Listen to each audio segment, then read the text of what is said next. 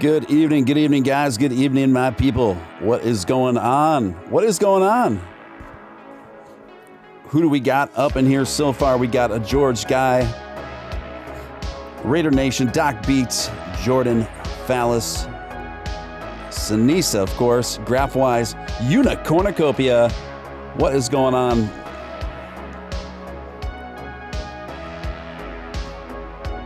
Welcome, Celeste. Welcome, Celeste.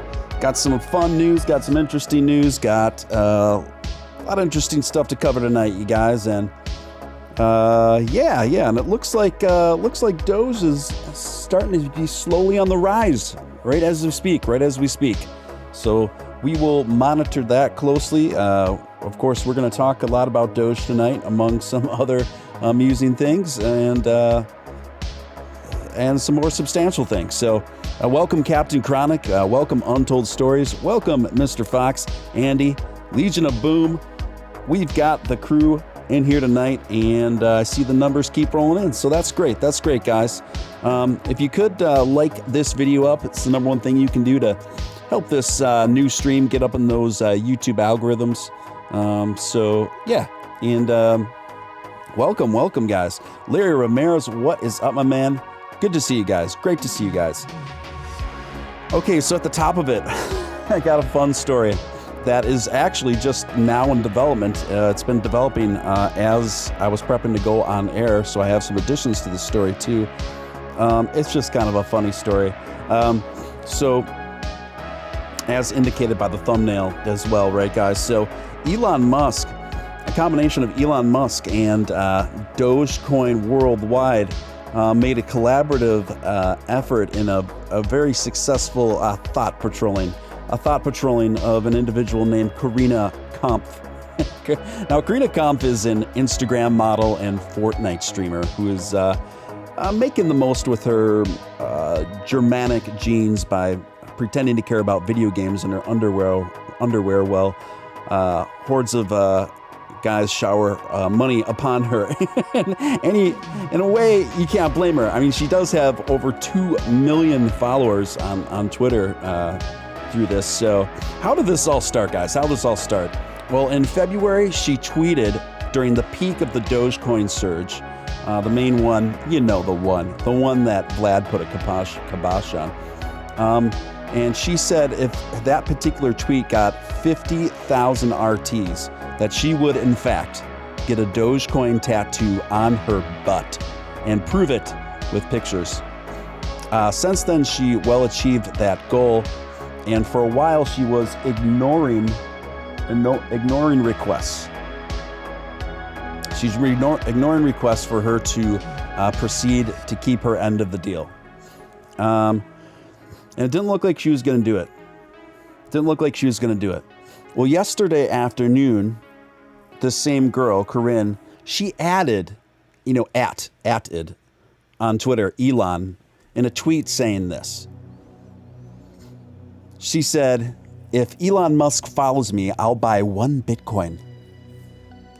Okay.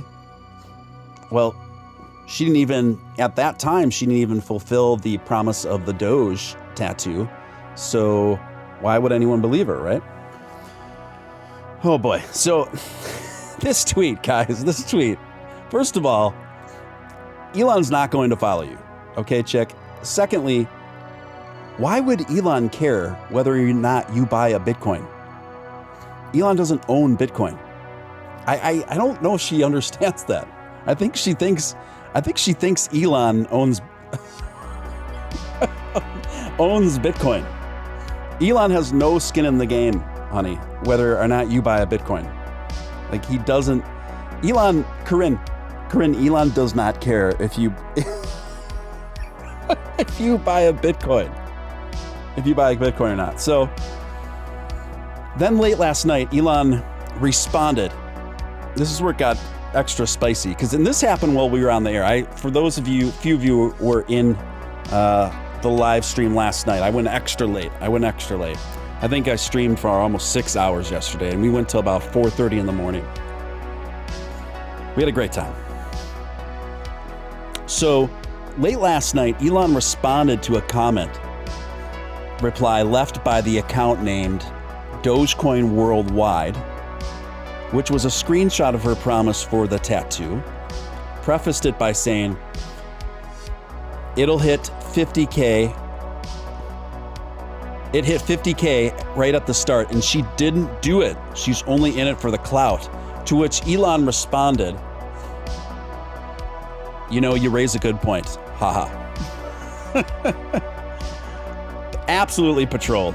Absolutely patrolled. Just a brilliant tag team effort by Dogecoin Worldwide and Elon Musk. So then I tweeted back at Dogecoin Worldwide, letting him know that I was absolutely amused, and invited him on the stream. And then he came over here to the stream and he was chatting it up with all of us, and we were having a great time. It was absolutely hilarious. And of course, after Elon responded that to her, she tweeted out earlier today, this afternoon, she says, the dog butt tattoo is still coming, I swear. If it hasn't become abundantly clear, this girl is shameless, man. She's shameless. I don't know about y'all, but I've met this girl.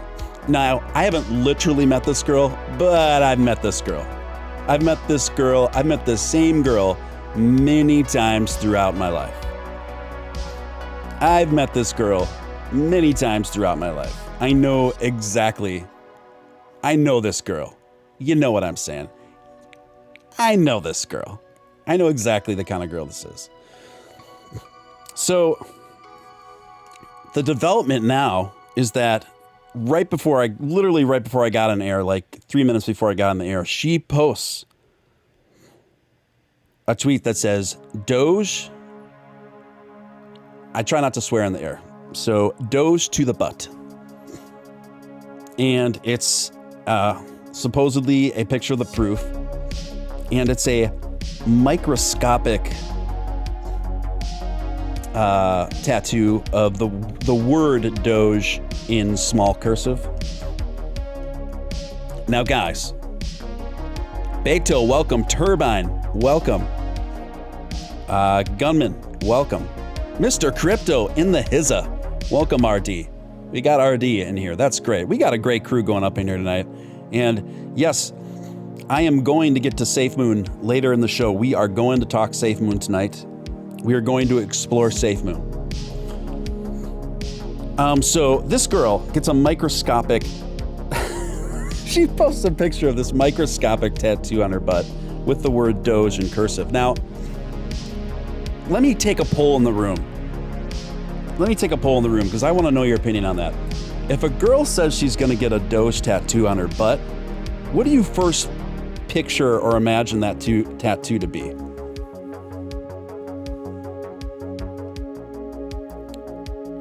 Certainly, I don't know about you guys, but I assume that tattoo is going to be a Shiba Inu, right? The Shiba Inu iconic Doge head. Is it just me? I mean, what would you think the tattoo is going to be if a girl says she's going to do that?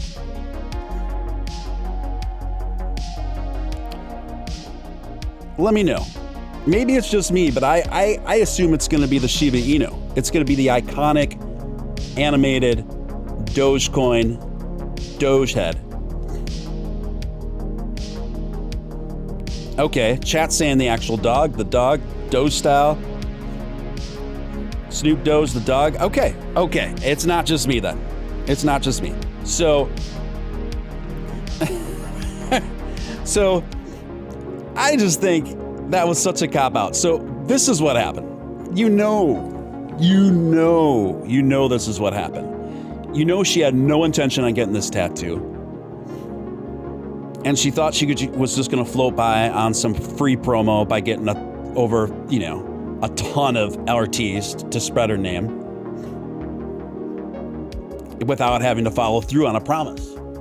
She kept getting called on it. She was ignoring it. But then when she got the direct attention of Elon, that's when she got in the tattoo. That's when she called her tattoo artist. I bet this chick didn't make this appointment till this morning. Because now she's just So thirsty. This chick is so thirsty for Elon's attention. It's crazy. It's crazy. So she said, the Doge butt tattoo still coming, Elon Musk. Then today she was like, Doge to the butt. And then she just tweeted out separately, nothing else, but just says, at Elon Musk. And you know what I replied? I just replied just now to this girl. And what did I reply? I replied this.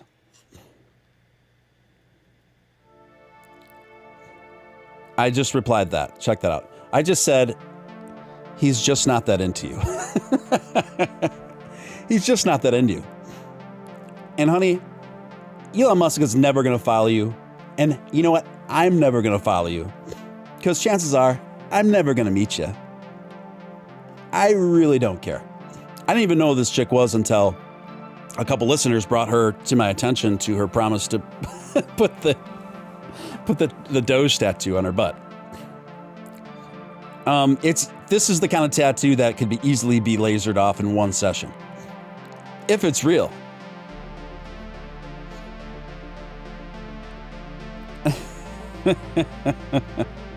This chick, you guys. This chick.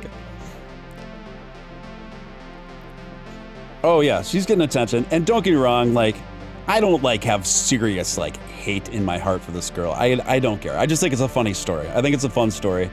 And she reminds me of so many girls I've met in my life throughout my years. And I know the type. You know the type.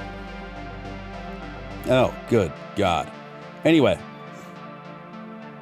Elon's not going to follow you, honey. I'm not going to follow you. Not that she cares, but I'm good. I'm good. The funny thing is, this stream played a small part on forcing this girl to get a tattoo she didn't want to get. This stream played a small part. Dogecoin Worldwide is the one that really called her out, and that got Elon's attention.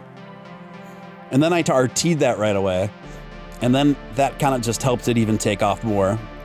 And then I had Dogecoin Worldwide here in the chat last night, and we were all, seriously, I was I had tears rolling down my face. I was laughing so hard.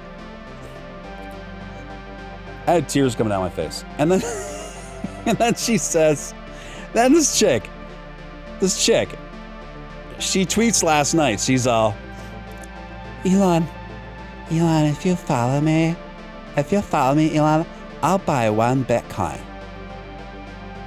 Chick, no one cares if you buy a Bitcoin. Elon doesn't care if you buy a Bitcoin. Elon doesn't own Bitcoin. Yeah, I mean, he might care if you buy a Tesla with Bitcoin. Maybe. What? What is this? And you guys, calm down. The chick's attractive, don't get me wrong, but there's a lot of attractive girls in this world, man. Just calm down. All right. I think I exhausted this story for now. I think I exhausted the story. Welcome, Lord Dadbot. Welcome, Celeste. Of course, we got RD, the legend, in his turbine. What up, my man? Okay. Next story. So Slim Jim has been doing this fun Twitter battle tournament wherein they pit 2 popular Twitter accounts and have a vote off between them, basically, and then the winner proceeds, obviously. Well, the last one was between an account called Literally Larry, which is this fun kind of parody comedy Twitter account, and then Dogecoin Rise. I'm sure most of you follow Dogecoin Rise. Literally Larry was beating Dogecoin Rise pretty handedly. And even Matt Wallace, my man Matt Wallace, said yesterday there was no way that Dogecoin Rise could win. But something very curious happened, wherein the Doge community really rallied behind Dogecoin Rise in the 11th hour late last night. And he came back way from behind to turn it around and deliver Dogecoin Rise a razor-thin victory over literally Larry. He literally won. He literally beat him by a razor-thin margin. That was really fun and unexpected thing to see. Now the final battle of the tournament is on. And the final face-off is between a super popular Twitter account I didn't even know existed called Poorly Aged Things, whom has almost 700,000 followers. And Dogecoin Rise only has about 250,000 followers, which is still a ton, but not compared to 700,000, obviously. So needless to say, the Dogecoin community has its work cut out for them. So last I checked, Dogecoin Rise was trailing like 35% to like 64%, something like that. So if you haven't voted on that, it's a long shot. We're Hail Marrying, but we got to do it for the Doge. We got to do it for the Dogecoin Rise. So I'm putting the link in the chat right now to get your vote for our man Dogecoin Rise. He's a great dude. And yeah, we'll see. But at least we can put a little pep in his step in the voting there. So, all right. Next story. You know what? Since you all are in here, since the Safe Moon crew is in here, I have Safe Moon stacked way towards the end of the show, but I'm gonna stack it up for you guys. We're gonna tackle Safe Moon next here. We're gonna tackle Safe Moon for the homies, because we got some Safe Moon bulls up in here. We got some real Safe Moon folks that are extremely bullish about Safe Moon. Now, I've been trepidatiously skeptical of Safe Moon. I haven't been talking smack about Safe Moon because I don't think there's anything to talk smack about. But I've just been very hesitant. And I'll tell you why I've been hesitant is because you got to understand when you stream like I do. And I was talking about this with Crypto Batman. I get inundated. My inbox gets flooded with people telling me about all these brand new trend coins I haven't even heard of every freaking day. And they all say the same thing. It's about to moon. It's about to 10x plus. It's literally hours away from doing that. If you know what's good for you, better get on this. And it gets frankly quite annoying. It's another thing if someone hits me up about a new coin that I hadn't heard of and they just kind of lay it out for me and say, hey, I think you should look into this because of this and this and this. I'm obviously much more likely to look into it then. So because of that, I think I had shelved MoonSafe because I was just getting so burnt out. And I do think, and I talked about this last night, I do think the crypto market is getting absolutely overly saturated with a lot of coins that aren't so legit. So there's that, right? That being said, I have started looking into Safe Moon more as of a couple days ago.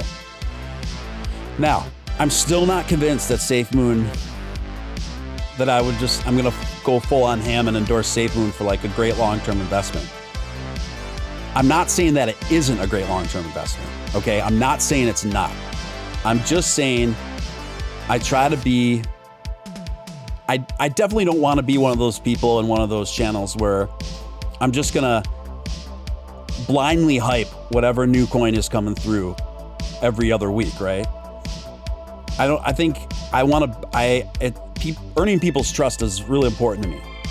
And so that's just not the kind of streamer I am. But I will say this. RD has been very persistent about getting me to learn more about Safe Moon. And I was just on his channel earlier, and he was showing a live stream of that happened, I think, a couple days ago with all the devs, the developers of Safe Moon. And so the developers of Safe Moon, there's like 4 of them, and they're having a live stream, and they're just fielding questions from pretty much anyone. And they looked just and came off like how developers you think would, guys that are just pretty brainiacs that spend a lot of times in their homes working on code, you know. They kind of look like wizards. So here's the thing. That to me speaks pretty well, because it's pretty uncommon that a new coin will just roll out the development team to the public in that kind of transparency. So to me, what I can say is that's a good sign. That's a good sign. To me, that speaks in good faith. Because that doesn't happen a lot, particularly with new coins. I mean, I get hit up and told about so many new coins, and the level of transparency of these new coins is so minimal. I mean, most of the time it's like a splash page set up by someone, and some like kind of sketchy looking young hotshot CEO has a picture up there, and you know, and the tech is super ambiguous. So it's obviously rapidly growing, and some are calling it a glorified get-rich scheme. Investors can't deny that SafeMoon has built one of the fastest growing crypto communities around, and it's still growing by leaps and bounds every day.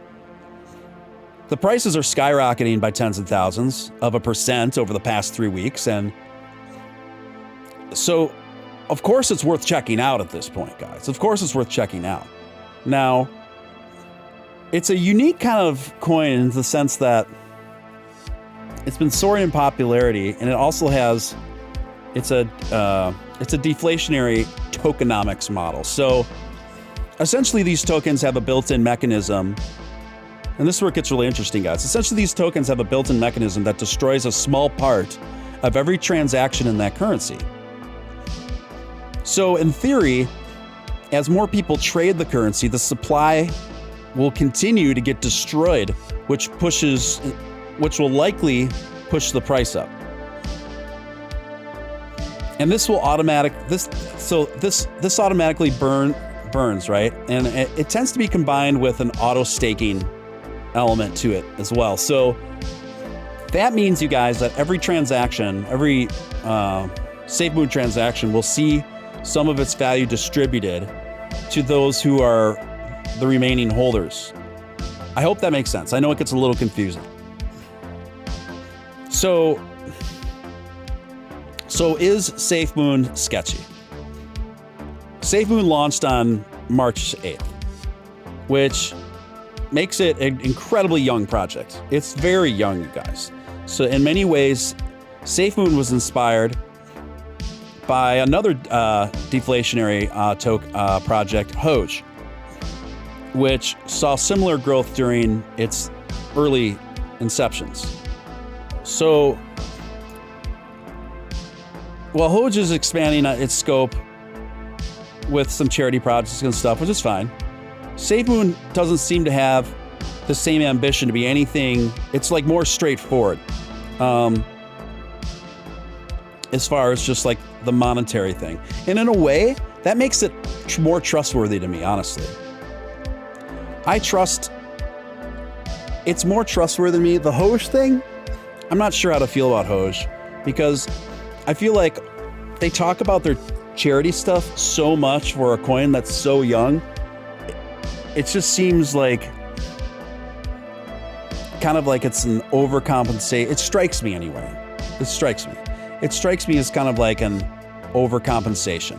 It makes me kind of raise my right eyebrow a little bit. You know what I mean? You guys know what I mean? So I actually like that SafeMoon's got this more straightforward, just kind of financial interest. I don't know. I think it's kind of refreshing in that regard.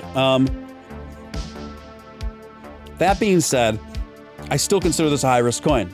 I wouldn't be being fair if I didn't say that. I do think but I do think that there are major margins to be made here, potentially. So just be careful, guys. Just be careful. I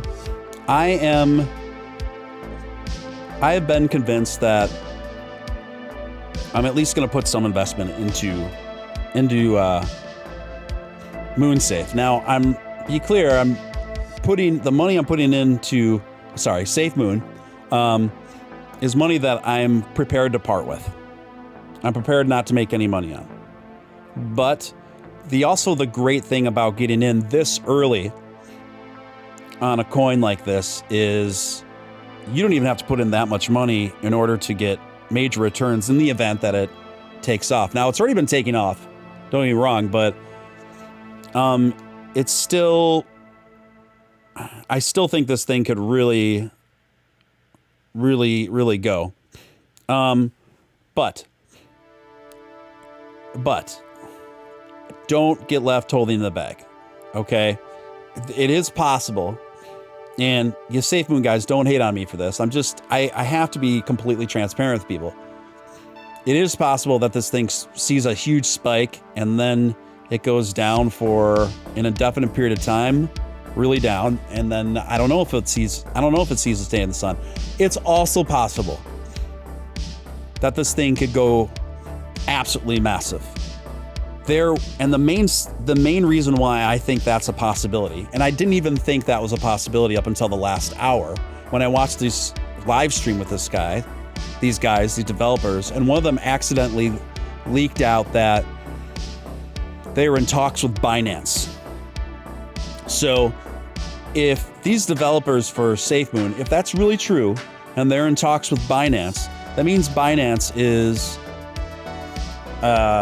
seriously considering taking on MoonSafe, you guys. Taking on MoonSafe. So,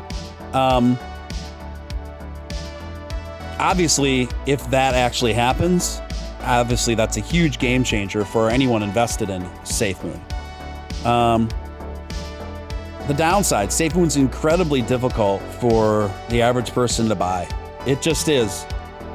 But RD has a YouTube channel, and he's laid out 2 videos that are pretty clear instructions on the process. But the process, I gotta admit, the process is it's not easy. I know this stuff kind of comes. It comes pretty easy for certain kinds of heads and certain kinds of personalities. I'm not one of those people.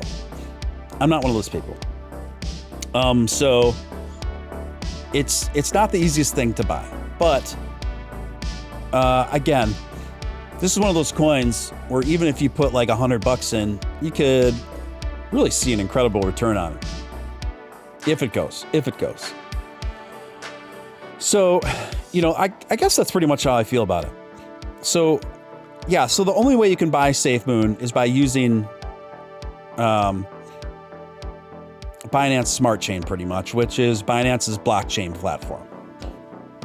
And it's the type of centralized exchange. Well, it's different from centralized exchanges like Uniswap because it's commonly used for these types of deflationary and speculative kind of coins. I would think that it's going to be a long time before SafeMoon gets listed on more popular exchanges, but I did hear those developers say that they're already talking with Binance. So it's possible that SafeMoon's day in the sun, no pun intended, could be coming sooner than later. Celeste says it's a process. I saw the video, still confused. You're not the only one. Yes. So I hope that helps clear. I'm trying to cover SafeMoon as unbiasedly as I can, right?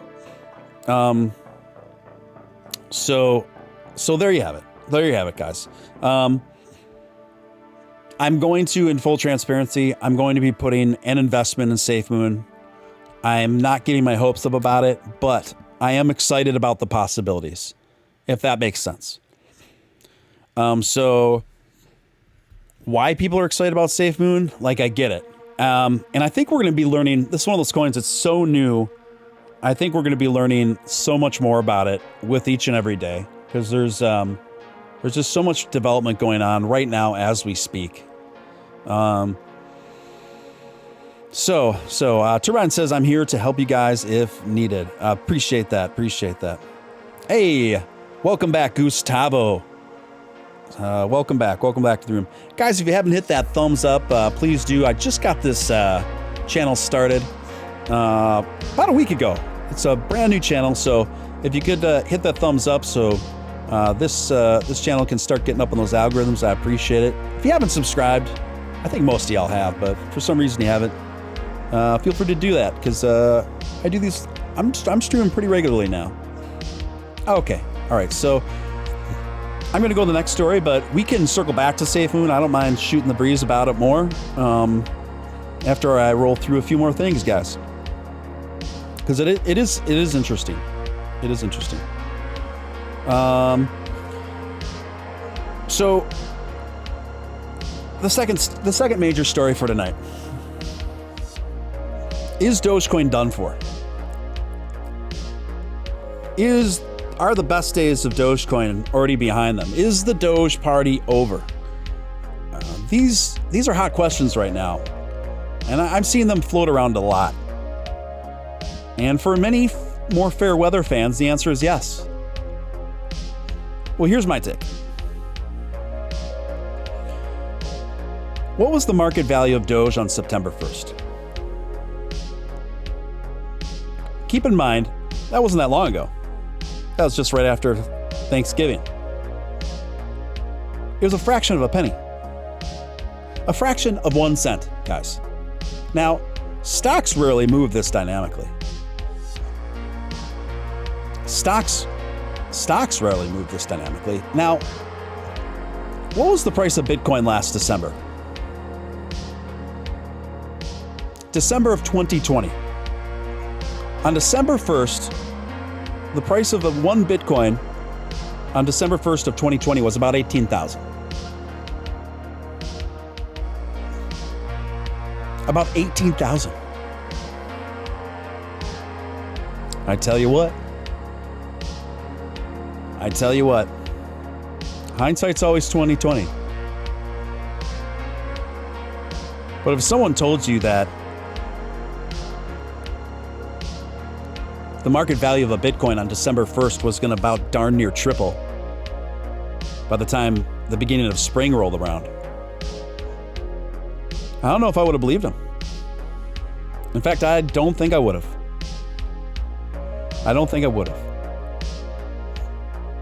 Yeah, let's get to those 200 subs tonight. We can do it. We can definitely do it. Now, what is the value of a Bitcoin now? Well, now where it's in a pretty big retracement. So it's about 52,000. So did you really think all that happens in the crypto market is only goes up, up, up, up, up? I mean, what we are currently experiencing is a massive course correction. These coins exploded in value in an incredibly short period of time, to the point wherein they became, frankly, pretty overvalued.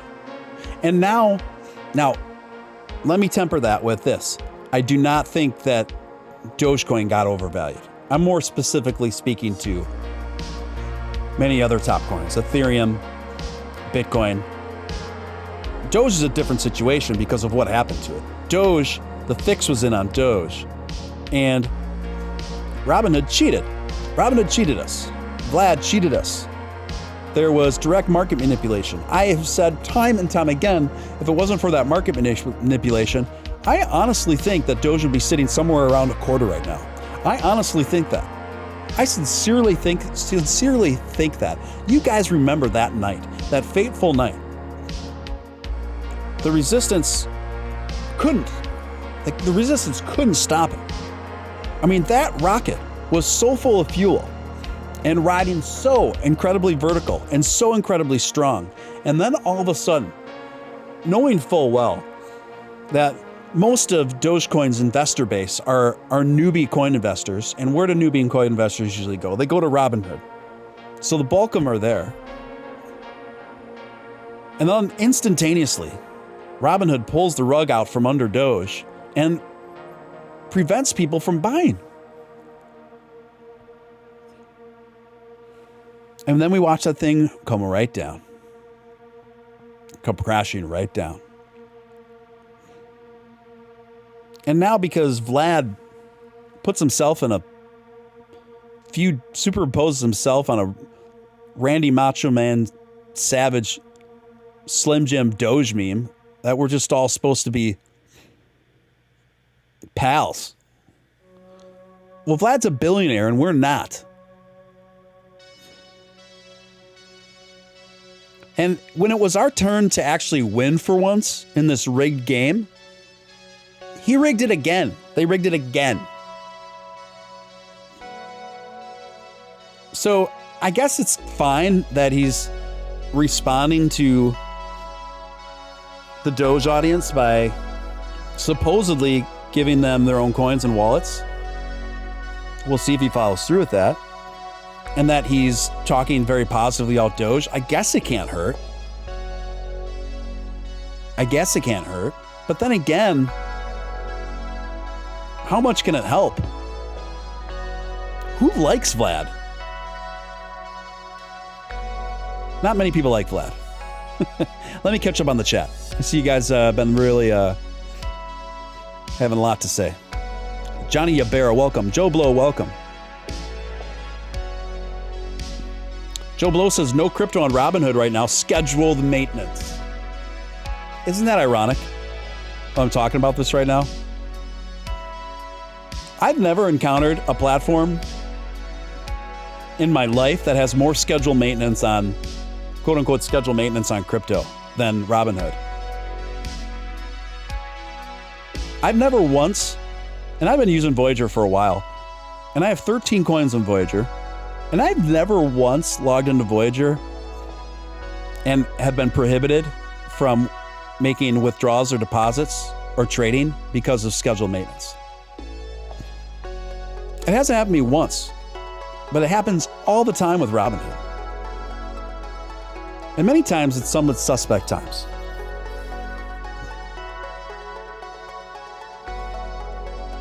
Yes.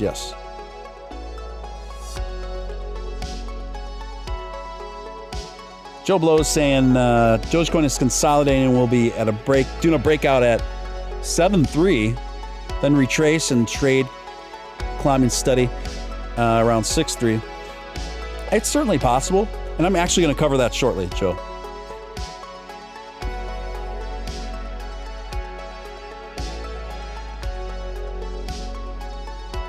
I mean, for those of you who are still using Robinhood, I'm not shaming you. That's not what I'm doing here. Like, I get it. I still have a few stocks in Robinhood that I just got in at incredible buy-in points. I'm just letting them ride.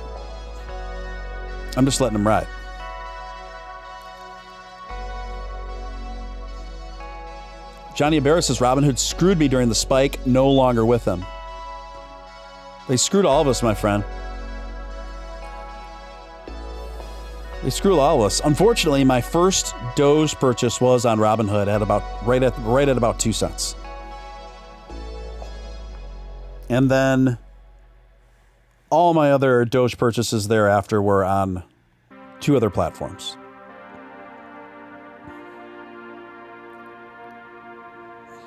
And it's still not in writing. It's still not in legalese that Robinhood won't do the same thing again.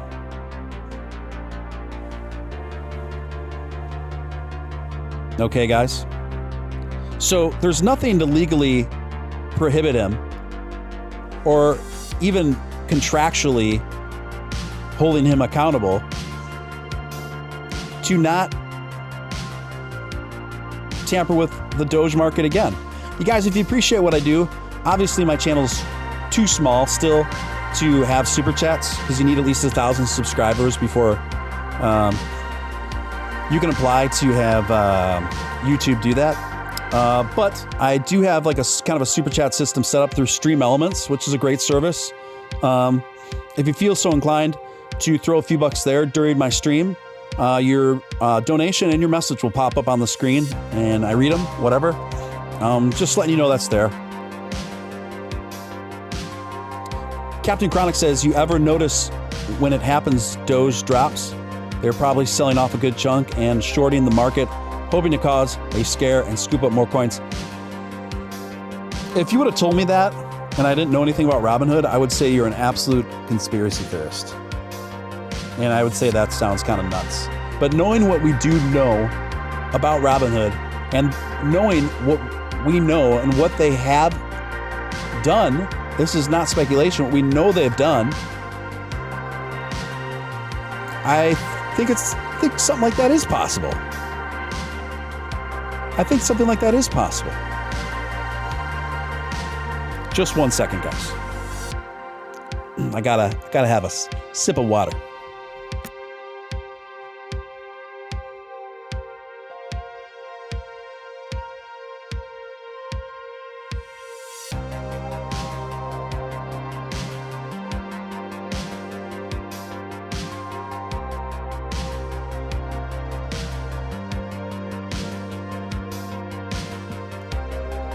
Yeah, so obviously, I still don't consider Robinhood trustworthy.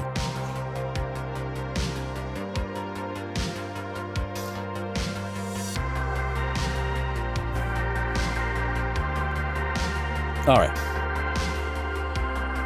Larry says, can you get Doge to Trust Wallet from Robinhood? I don't know if... I'm not sure. I'm not sure if Trust Wallet's compatible with Robinhood, to be honest with you. I've never tried it. You know, if they do try something like this again, if Robinhood does try something like this again, I think they know they are tampering with a reputational suicide. But on the other hand, so I think with all the pressure and all the outrage from the Dogecoin community over what they did before, I do think it makes it more unlikely that Robinhood would do something like that again. I think it makes it more unlikely for sure. But the way Robinhood's business model is set up, they do lose money in the event that a crypto suddenly moons. And Vlad's not the only person. Vlad not only has to answer to himself. It's not that simple. It could even be that Vlad himself feels awful about what happens. I actually think he does. And personally doesn't want to do it again. But he has a lot of investors to answer to who might override even what he thinks should happen. So I think when the chips are down, and if Dogecoin really starts to moon like it did as strong as that first time, and maybe even beyond, I do think that's a pretty decent probability that will happen in the future, that they'll just do the same thing again, except they'll probably have a whole different elaborate story and excuse for why it had to happen. New subscriber, Joe Blow. Thank you, Joe Blow. Another new subscriber, Muhammad Saad. Welcome, guys. Welcome. So yeah, guys, just be very careful with Robinhood. Now, to get back to my point before I went on the big Robinhood tangent. These coins, except for the Doge, exploded in value in an incredibly short period of time to the point where they became overvalued. So now we're seeing inevitable retracement, really. It's just a giant course correction we're seeing right now to actually more closely reflect the actual market value / demand, right? So think about this to give you some more perspective, to help you feel better about what's going on right now. Back in the day, not even that long ago, really, a sound investment was seen as anything that gave you like 10% or more over a long period of time. Boring? Sure, it's boring. Arguably, yes. But crypto is not dying. Doge is not dying. Bitcoin is certainly not dying. We're just used to winning so hard all the time that this feels like a big loss right now. It kind of reminds me of my home state. So the NFL team is the Green Bay Packers. For every year, especially with Aaron Rodgers, everybody just assumes the Green Bay Packers are going to go to the playoffs every year in that state. And then we had The Packers had one bad season. That was a bit off due to some excessive injuries, and they missed it. And they even missed the wild card. They didn't go to the playoffs. And then everybody was just outraged. Oh, the Packers are done for. They're just so awful now. They're terrible. I'm like, now wait a minute, you guys. What are you talking about? The Packers have gone to the playoffs 7 out of the last eight seasons. What are you talking about? I think this is a very apt analogy to what's going on right now with a lot of our portfolios and a lot of these coins.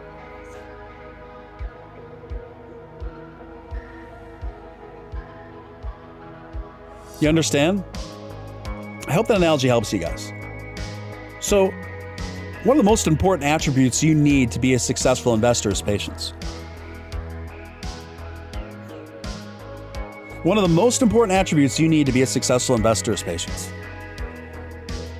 And if I wasn't doing a live stream on the regular, I wouldn't even look at the Dogecoin market value more than a couple times a week.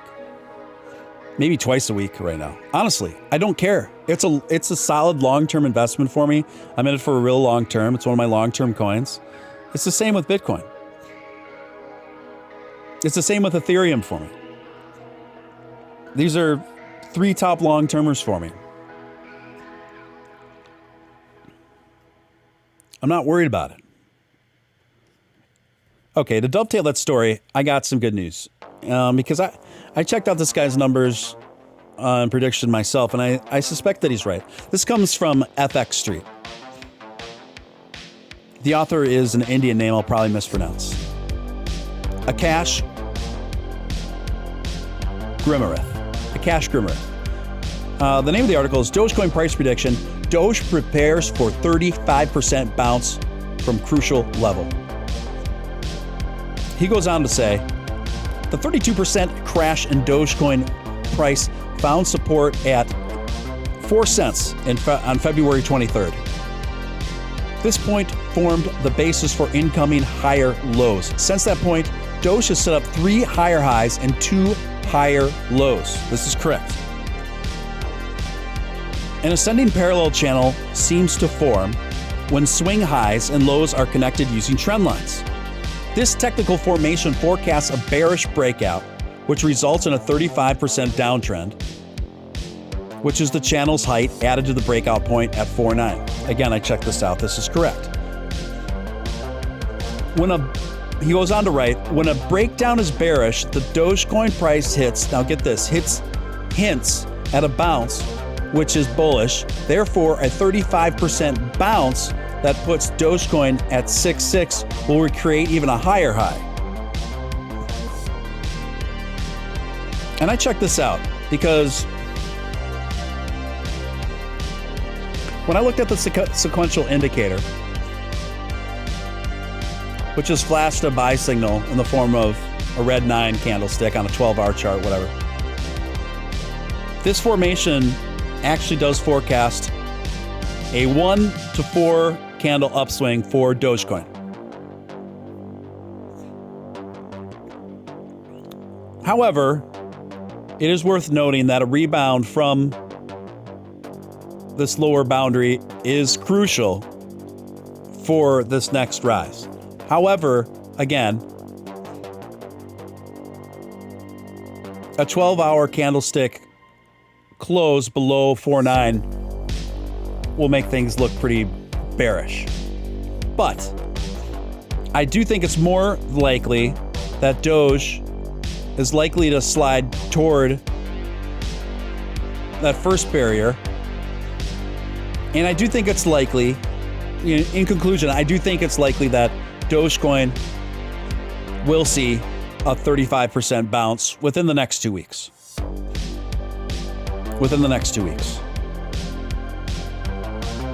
Let me catch up with the chat. Johnny Bear, there's no such thing as instant gratification in the trading world. It happens every once in a great while, but that's almost always true. Ryan says, so that's going to put a price into the moon if they do it right? Yeah. Yep. Guys, if you haven't hit that thumbs up button, please consider doing so. This channel is just 1 week old, and we're just getting started, guys. We're just getting started. It's the number one thing you can do to help this channel out. Appreciate you. Appreciate you. All right, next story. Peter Schiff. I've talked about this is a guy that amuses me. This guy I've talked about intermittently on this show. Peter Schiff says, this is the only cryptocurrency that makes sense. Now, this surprises me because, as you guys know, Peter Schiff is a big old school gold guy, and he spends half of his life now dissing Bitcoin and cryptocurrency, and he hates cryptocurrency. He loathes cryptocurrency. And it was recently just learned that Peter Schiff's son rolled 100% of his portfolio over to cryptocurrency. So this comes from kitco.com. Peter Schill. Oh, Freudian slip, maybe. Peter Schiff has been a vocal opponent of Bitcoin. But in an interview with Kitco News on Wednesday, he said there is a form of cryptocurrency that he could potentially support. The chief market strategist of Euro Pacific Asset Management told Kitco News that a legitimate cryptocurrency is a gold-backed token that could replace fiat currencies in utility. So basically he's saying, so he goes on to say, I'm going to quote him directly, the only cryptocurrencies that would make sense would be a legitimate cryptocurrencies, just like I don't like fiat paper. That is paper currency backed by real money. I don't like fiat digital currency. But if you have a digital currency that's backed by gold and redeemable gold, well, then fine, that's great. I think that would work perfectly. So I don't actually disagree with Peter Schiff here. I mean, I disagree with him, but I don't. I would love to see a gold-backed crypto. I think it'd be great for the market. Heck, I think it'd be great if there was a couple of them like that. But obviously where I strongly disagree with Peter Schiff is that non-gold-backed cryptocurrencies are a bad investment. I just think he's in the dark ages on that stuff. And so he finishes this interview talking about his son. And he says, I've been exactly where my son is now. And my son will be where I am now in the future, where he may have a son who's just as cocky as he is. And that he and his generation have reinvented the wheel and they know everything. I'm not saying there isn't a compelling, sexy story that's causing people to believe in Bitcoin. I just think it's all wrong. I think in the end, when you peel the onion and you get to what's really there, there's nothing there. Peter's ridiculous. He's such an absolutist, man. He's such an absolutist. I find the man so ridiculous on his perspective on crypto that I don't even hate him. I don't even dislike him. I just think he's funny. Now, it's also worth noting that Peter's main gig is dealing gold. Schiff Gold. He sells gold. So, yeah, shocking news that the gold salesman is telling you that crypto's a bad idea. It's just shocking, isn't it? It all makes sense. It all makes sense.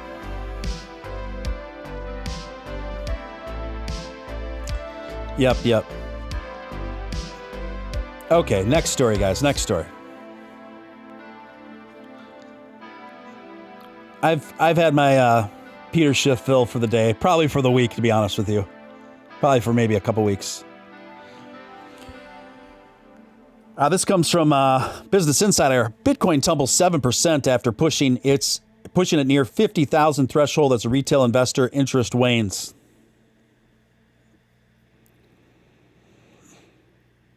Bitcoin fell on Thursday as much as 6.7% as retail investor interest slipped in the options market, triggered volatility. Bitcoin is down 17% from the record high of 61,700 reached earlier in March. but it's still up roughly 672% over the past year.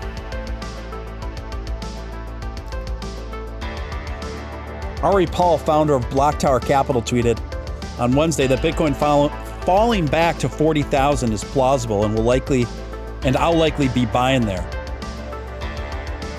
He said there were too many people positioned for immediate upside continuation. Can you read through what he's doing there, folks? This Ari Paul, you know what he's doing there. He's trying to create a self-fulfilling prophecy for himself to take advantage of. You see hedgies do this a lot when they dip their toes in crypto. See day traders do this a lot when they dip their toes in crypto.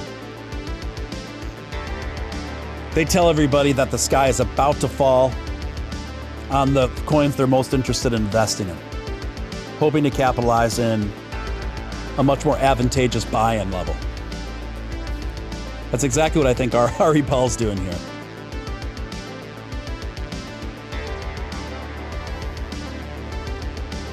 How you feeling, guys? How you doing, chat? All right. Next story. Ahead of an IPO, Coinbase users speak out about locked accounts and lost money. Customers claim it can be hard to find a human to talk to at the company.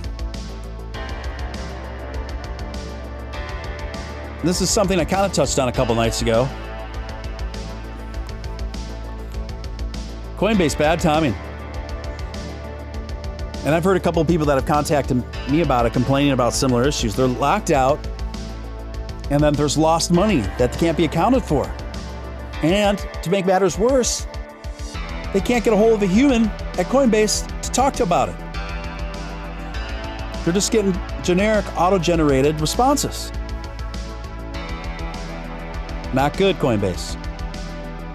Coinbase, we need you to get it together. Coinbase told the Times that real humans reply to requests for help and that they've added 2,000 people to its support team in recent months. The company also publicly committed to faster customer support back in January. You committed to it back in January and you say you've added a lot of people, but then why are these issues apexing now in February and through March? Like, not a good sign. Coinbase, get it together. Like, the whole crypto community is kind of depending on you to get it together. We know that they're about to go public with an IPO that I think's got amazing potential, by the way. And they're going to add Doge. I just think it's not a matter of when. It's just, or not a matter of if, just a matter of when, as indicated on the CEO's live stream from the night before last. So we really need Coinbase to get it together. We can't have a ton of users complaining about misplaced lost money and being locked out of the platform when you're about to go public with an IPO. These two things should not be happening at the same time. I mean, even if they have to delay the release of their public offerings to get this right, I think they should do it. I think they need to tighten everything up, get some solid customer support together, and then don't even think about going to IPO until all that gets sorted and gets solid. That's just my take on it.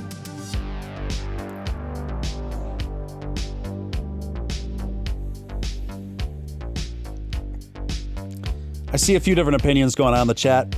Guys, just be groovy to each other, right? I know, it's just be excellent to each other. Tesla's Bitcoin announcement turns negative for cryptocurrency market. The crypto market has lost nearly 150 billion in the last 24 hours. Yes.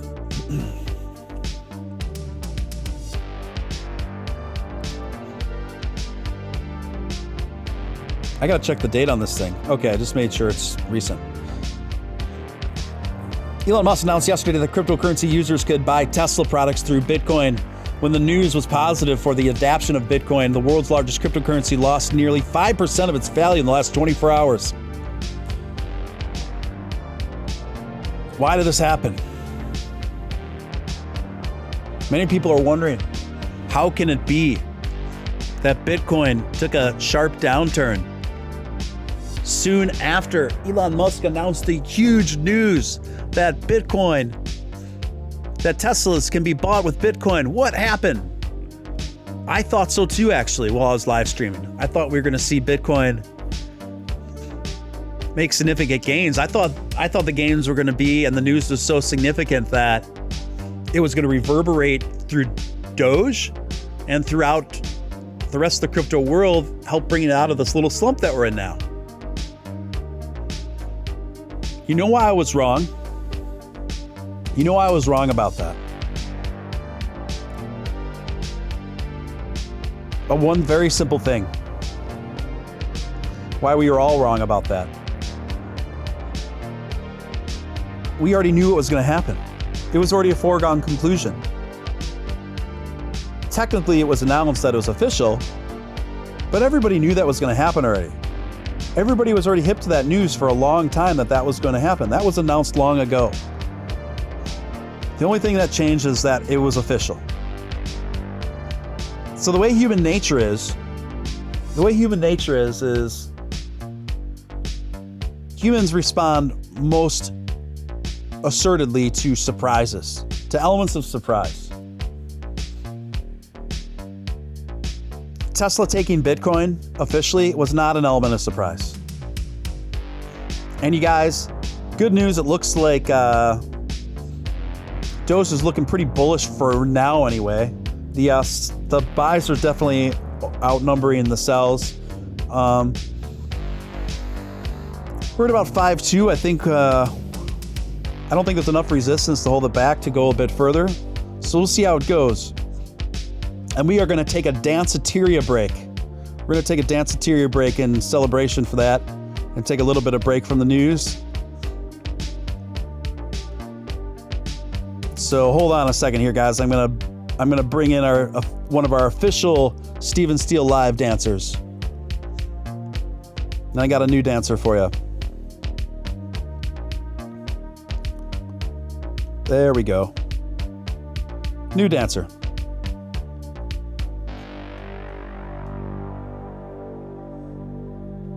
And don't worry, I'll put the chart back on the screen in just a couple minutes.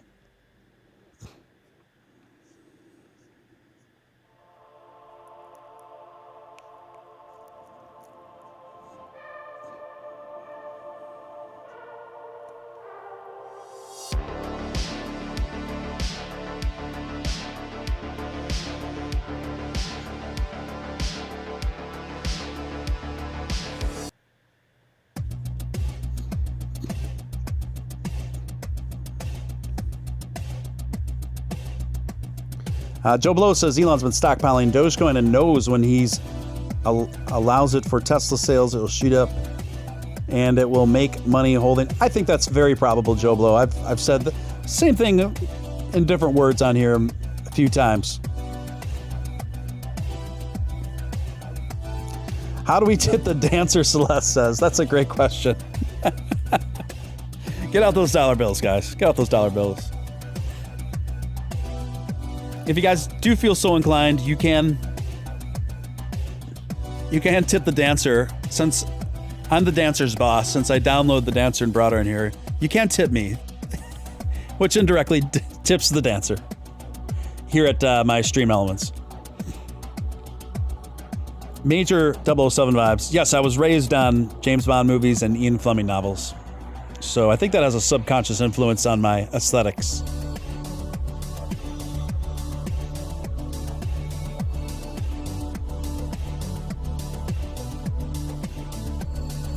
Oh yeah.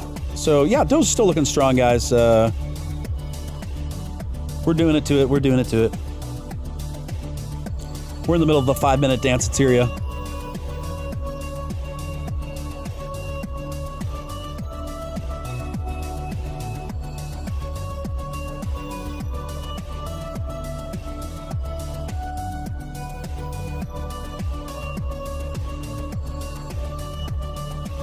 It's good to see you guys. We got a nice crowd in here tonight, and we're growing a little bit each and every day.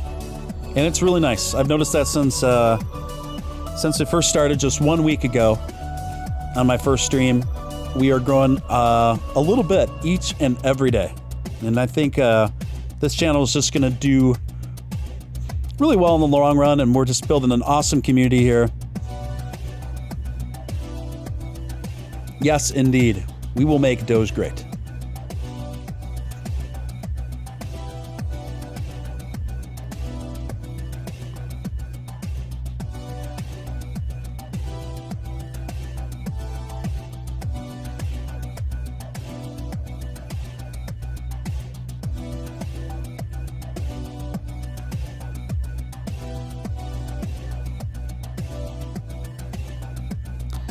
And let's see if we can maybe get to that 200 subscriber count before the night's over. I think it's possible.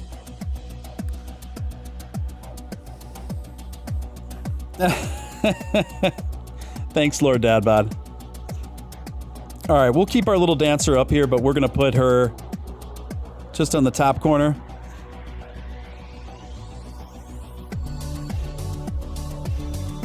But we'll keep her around. Don't worry, guys and gals.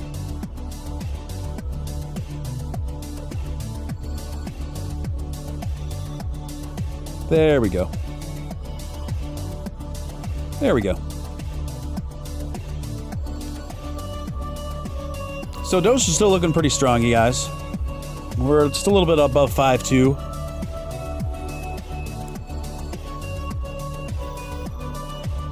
What if we don't have a PayPal? Oh, yeah. I do have a Cash App, if anybody's Cash App, but those are about the only two ways I could suggest if you're interested in donating to the stream.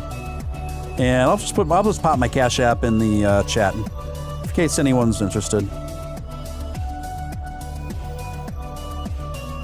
That's my Cash App, you guys. Anyway, Doge just tipped and scraped its knee. Doge will get up again. Well, I think it's already starting to get up again, to be honest. Now, I think tomorrow is still going to be a pretty rough day for most crypto. AKA a great buying day, right?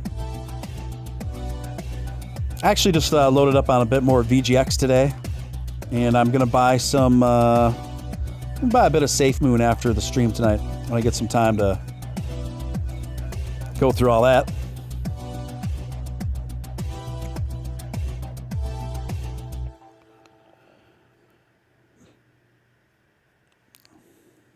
All right, next story, guys.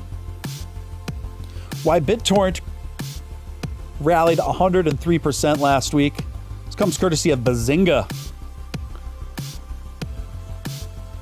The price of BitTorrent rallied 103% in the past 7 days to reach an all-new high, according to the data from CoinMarketCap. BitTorrent is a peer-to-peer file sharing and torrent platform that was first created in 2001. Why it matters? Unlike most cryptocurrency tokens that are built up on the top of Ethereum token standard, BitTorrent's BTT token and TRC is utilizing the token standard of the Tron blockchain. BTT is utilized by service providers to distribute content by its users to pay for decentralized storage purposes. Honestly, when you read so many of these white pages, you guys, for these coins, after a while it just all starts sounding like a word salad, just a bunch of jargon. I know it's not technically, but you know what I mean.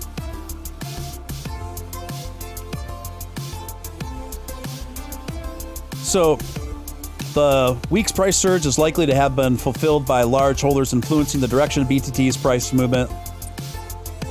Most traders took profits at this level. Some traders are still holding their tokens in anticipation of an impending token burn leading to another bullish rally. If you had BTT like I did, I have a small amount. I took some profits. It's not a long-termer for me, I gotta be honest.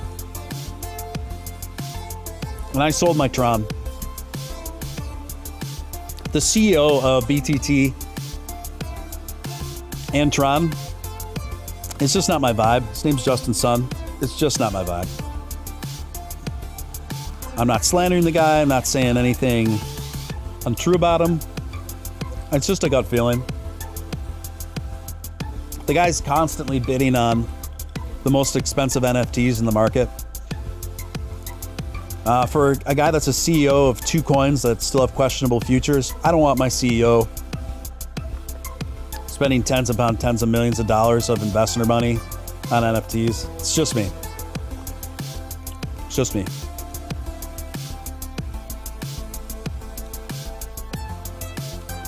Thank you, SR. Celeste is still holding BTT early just for giggles. Just for the giggles, guys. Just for the giggles, guys and gals. All right, next story. I really don't want to talk about BTT any longer than that. Tesla is making Elon Musk delete a tweet from 2018 that had an anti-union sentiment.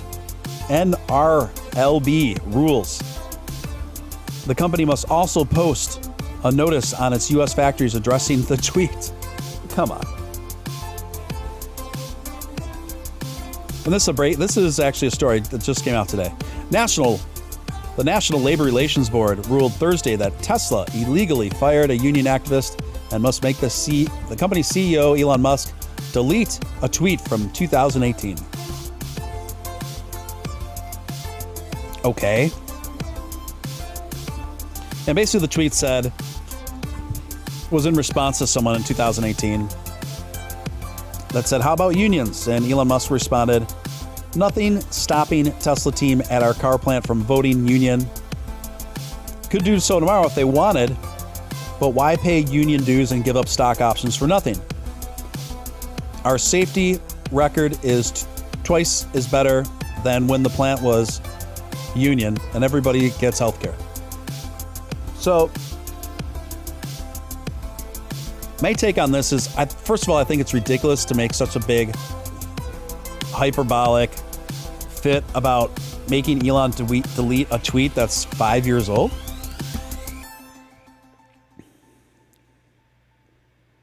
It just seems like, okay, what's that going to solve? Yo, Steven Steele and gang, Try Guy is my brother. First time here, Try Guy. First time here. Heard great things. Keep it up. Try Guy, welcome. Welcome to Steven Steele Live. Welcome to the community here. We got a great little community here, and everyone here is pretty chill, pretty welcoming. So yeah, I hope you stick around. Feel free to hit that subscribe button. And yeah, welcome again. So Elon Musk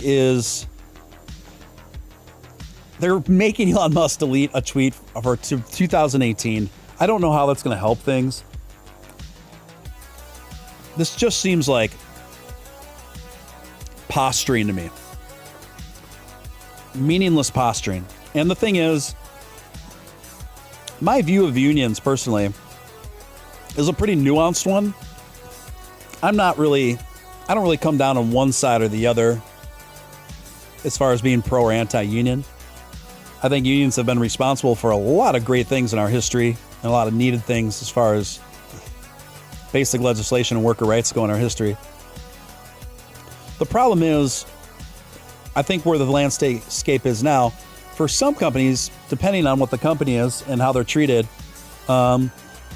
unions can actually prohibit progress and can be pretty antiquated. In other places, in other companies, I really see where unions are important. So it's kind of a mixed bag. I personally am for people, even in companies that have unions, for people to be able to voluntarily opt out of those unions if they wish. That being said, I do think it's reasonable for the unions to expect that people that have opted out of being in the union don't receive all the same perks as paying union due members. That would make sense to me. That would make sense to me. So, I haven't been into a Tesla plant, but I have a very high opinion of Elon Musk. And it appears that he treats his workers really well on the line there in the plant. So, if your boss is treating you really well, and you've got full benefits and your health care is great and your wage and salaries are great and you're treated well, I don't necessarily think you need a union. Other places I think you do. I agree, unions gave us the weekend, and that's what I'm talking about. That is important. I just have a more nuanced view of unions in today's landscape. I just don't think it's black and white. I think it just depends on a number of factors surrounding on what kind of business it is, how many employees it has, how those people are being treated, how they're already being paid, etc., etc. I know people have strong opinions about unions, one or the other. My opinion, it's nuanced. It's not one or the other. Anyway, just a moment, guys. I will be back. I have to step out. I will be back in literally 60 seconds.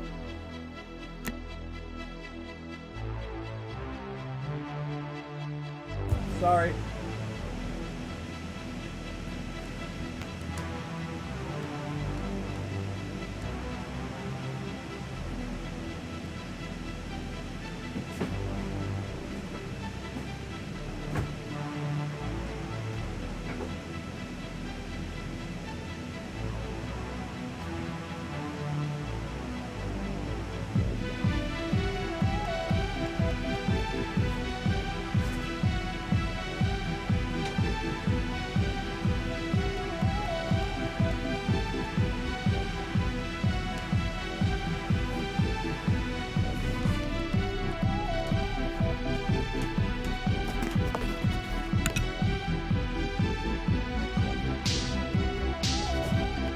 Okay, guys, I'm back.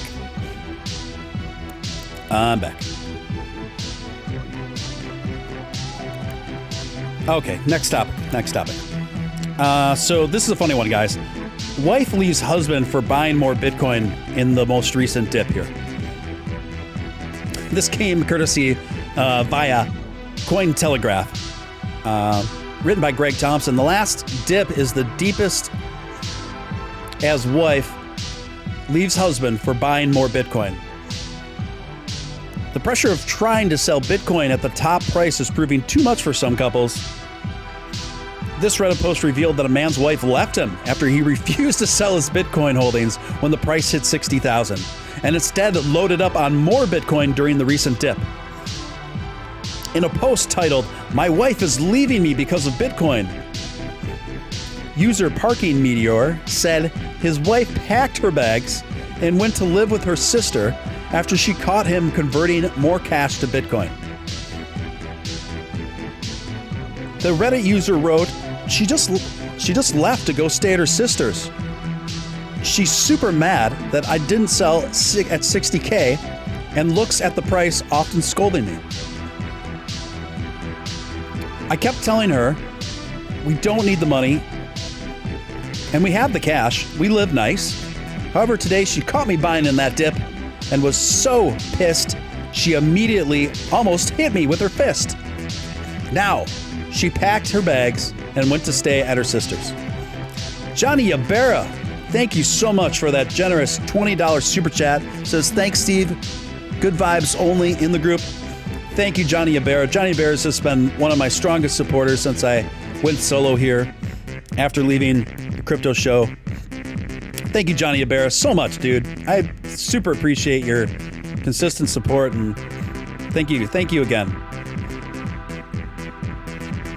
Celeste says she'll be back when it hits 100K. Captain Chronic, she's gonna be mad in May when Bitcoin hits 100K. You ain't wrong, guys. You ain't wrong. Yes. The trading acumen of the poster's wife is unknown. However, her instinct to sell when Bitcoin hit at an all-time high at 61,000 on March 13th would have prevented a 15% loss given the coin's trajectory since then. But at the same time, if the husband bought the dip when Bitcoin struck a 2-week low of 52,000 in early Thursday morning, which aligns with the timing of his post, he would have ridden that bounce to 2.2% gains by the time of this publication. But this gentleman doesn't seem too concerned either way. His post ended with a look to the future in which he naturally sees himself using sports cars as leverage in a well-known courtship ritual. She said not to talk to her. This is where I need help. Where is a good place to pick girls up in my Lambo? Sir, whoever you are, we salute you. We salute you. What an absolute chat. Well played. Well played. That man is keeping his coins, and I reckon that woman is making a mistake. I think in a year's time, she's going to be crawling back to our gentleman investor. Crawling back. What do you guys think? What do you guys think? What do you think?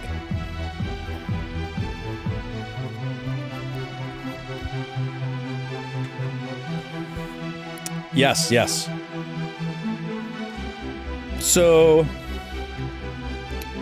I got one final bit of news tonight, guys. One final bit of news.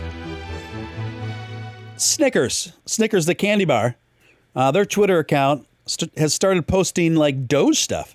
And they advocated their followers to vote for Dogecoin Rise in that Slim Jim contest.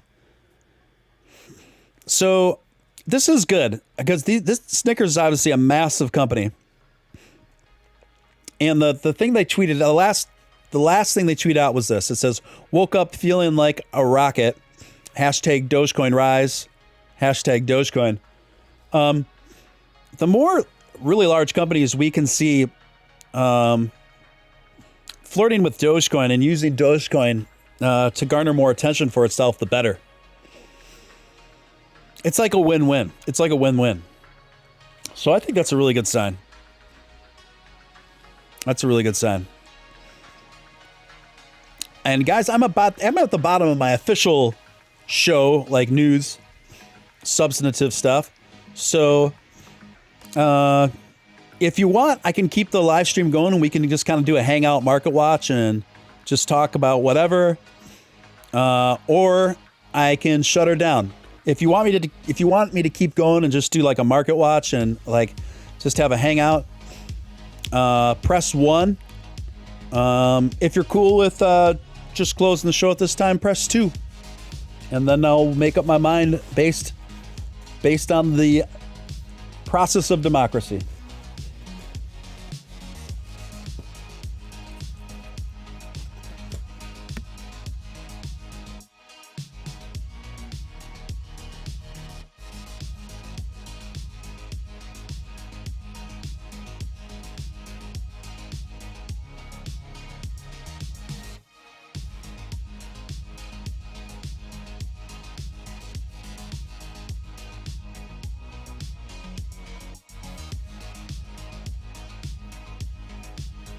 Okay, I'm seeing the votes now.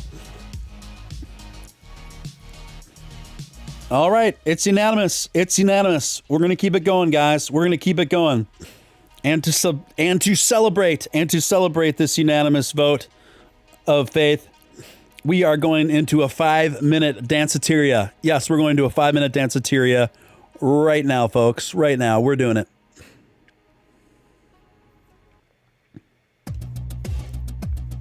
All right.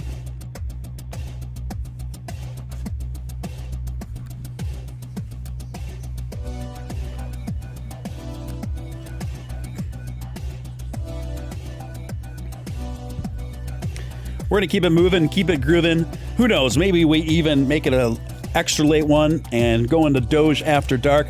Last night, it was good that we went into Doge After Dark because we had a lot of Elon Twitter action, a lot of fun, weird things happen in those late hours, as they many times do.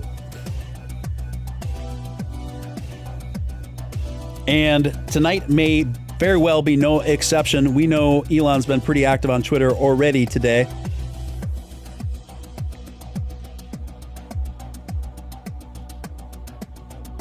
And it looks like Dogecoin is finally starting to come up, so that's another thing we're going to keep an eye on. Bitcoin and Doge have seemed to just really mirror each other almost in bizarre perfect tandem lately as far as the general trajectories of each coin goes.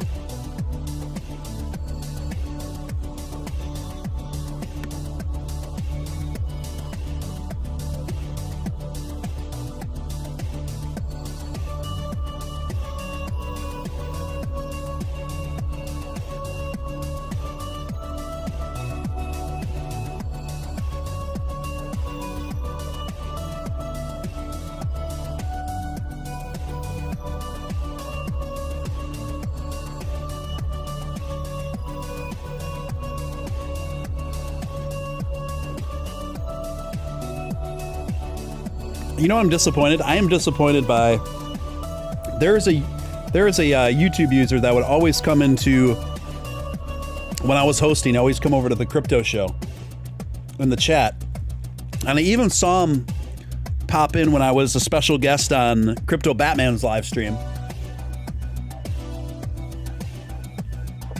And he goes by the name Steven Steele's Jacket.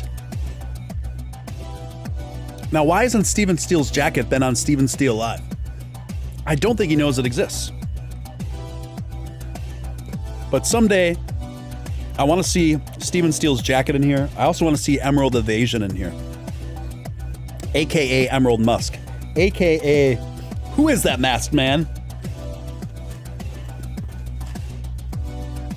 Some people have speculated that that's even perhaps Elon's YouTube alias so he can chat in the crypto streams.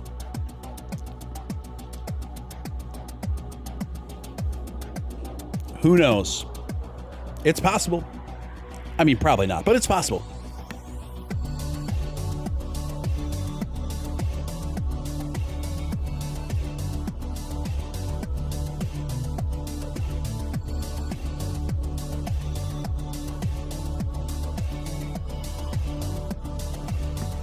We've got to find that mysterious man. We've got to find him. And Final Stand, a.k.a. Matt Wallace. I just texted with him today. He is coming on the show sometime soon. He's going to get back to me on the specific date, but it's going to be sometime next week. I also got Crypto Batman coming in here next week. I'm not sure now if I'm going to have a guest tomorrow night. I have yet to hear back from the girl that was supposed to be on here tomorrow night. We'll see. We'll see how it goes.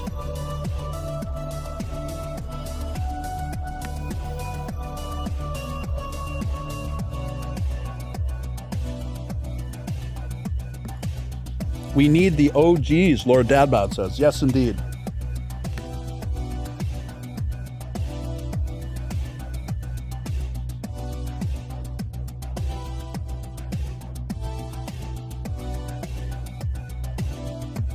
Emerald Musk is legend. We need to track down the emerald.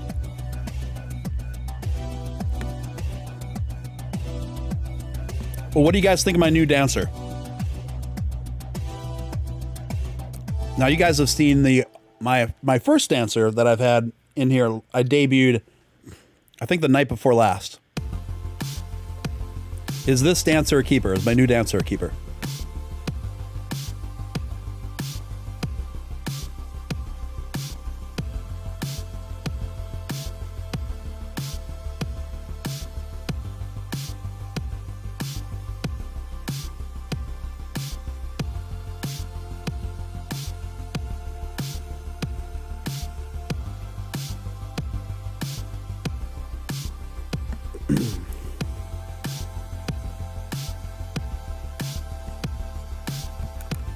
Yeah, I've been hearing that more repeatedly, that this stream has a James Bond vibe to it. And I take that as a big compliment. My father definitely raised me on all the James Bond movies, and I've read every Ian Fleming novel before I was 25. Guys, if you feel led to donate a few bucks for my efforts, you can do so here. It's the equivalent of like a super chat. through Stream Elements. It's pretty easy to do, and it pops up on chat, and I read it out loud. Yeah, I really like the vibe that we've been building here, guys. I think it's great. Steel Army is on the move, Lord Dadbot says. I agree. We are up and coming, guys. We are going to make this the premier up and coming new crypto related channel in 2021. Maybe that's a bit optimistic of me, but I think we can do it. You guys are awesome.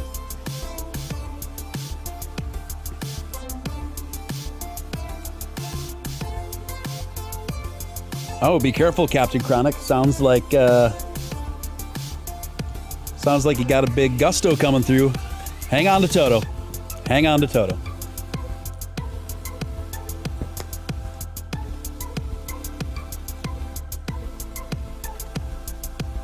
And Lord Dadbot and Jason Huffman are my 2 mods. I really don't think I need any more than 2 mods right now at this stage of growth, but I will add a few more mods as the channel grows.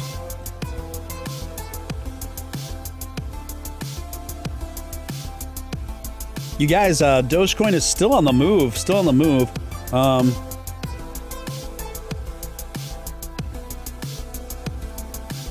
I'm seeing almost all green coming in right now for buys. I'm seeing 3 orders for about 5,000 Dogecoins each. A couple sells going on now for about 1,000 apiece. Another buy for 22,000. Another buy for almost 40,000 Dogecoin. Another buy for another 40,000 Dogecoin.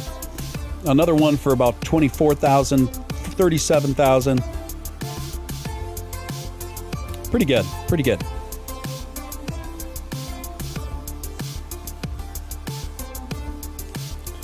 I wonder what NFT stock will do the most volume tomorrow. Doge Musk. Good question. I have no idea. I have no idea.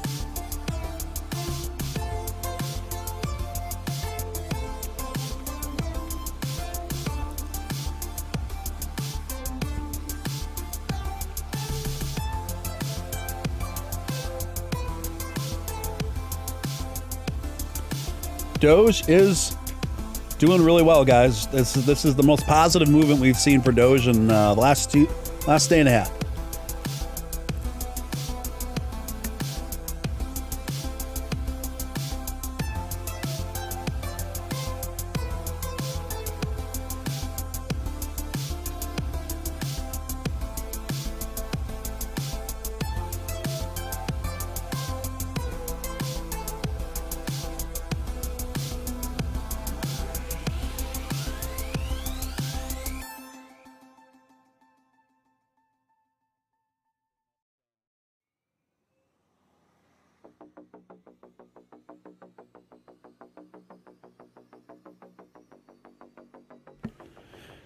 Doge is on the move. Doge is on the comeback, you guys. This is fantastic. This is the best Doge movement we've seen in the last day and a half. The Doge momentum is with us.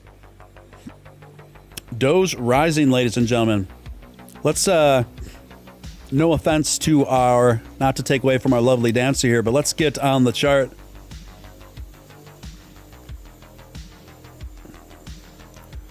Let's get a full trading view of what's going on here. And as you can see, we're in a little bit of retracement right now, but with those red candles towards the end there. But after that, it doesn't look like there's a ton of resistance. We got to pamp it up, Doge Musk says.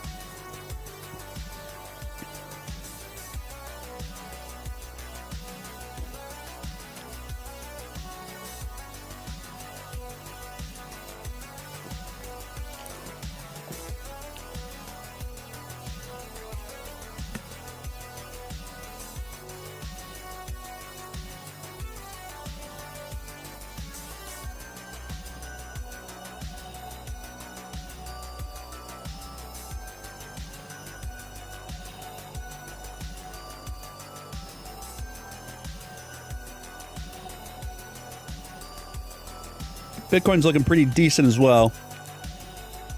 I think we're going to see Bitcoin get back to 53,000 in the, I'd say within an hour.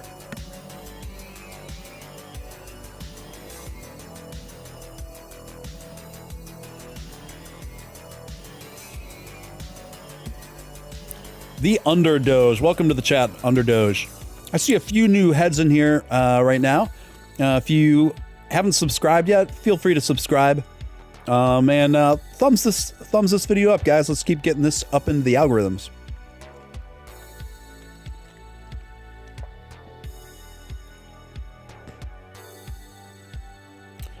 Yeah, Captain Chronic. I actually haven't gotten my stimulus either.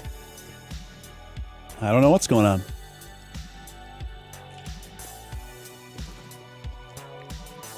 I did file my taxes pretty late for last year, so maybe that has something to do with it.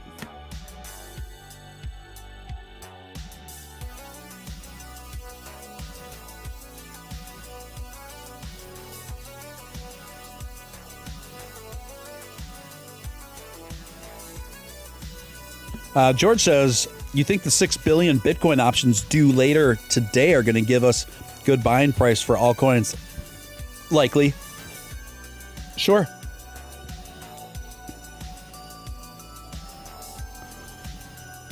Johnny says, the IRS is like Robin Hood.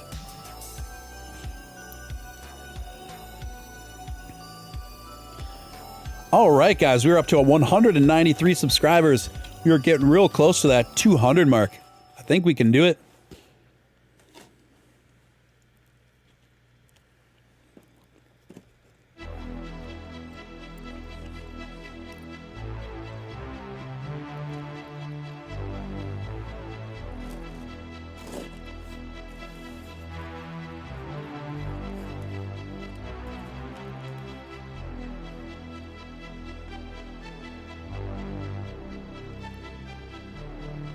Yeah, good point, Underdoge.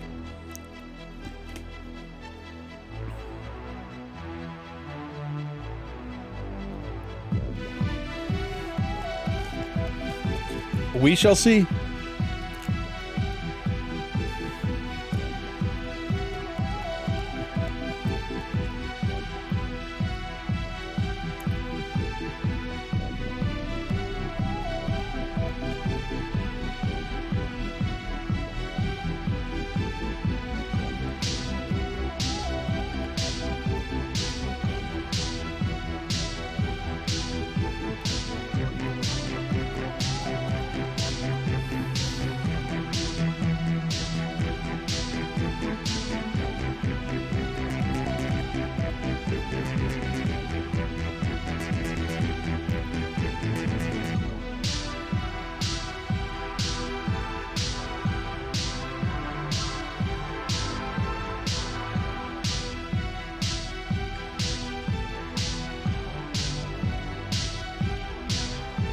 Yeah, it makes you wonder where the rest of the night holds for Doge, you guys.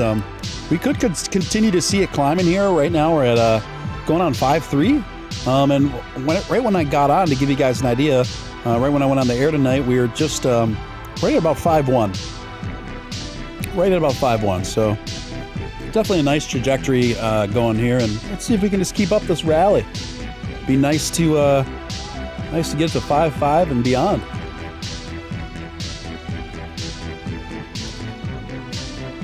Wouldn't it be great if we could get Doge back to 6 within the next day? I think that would instill a lot of consumer confidence.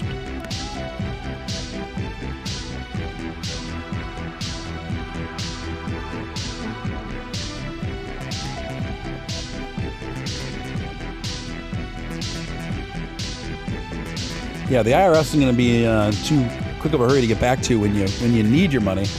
They're only when they need their money from you, not when you need money from them. Jackson, thank you, man. Appreciate that.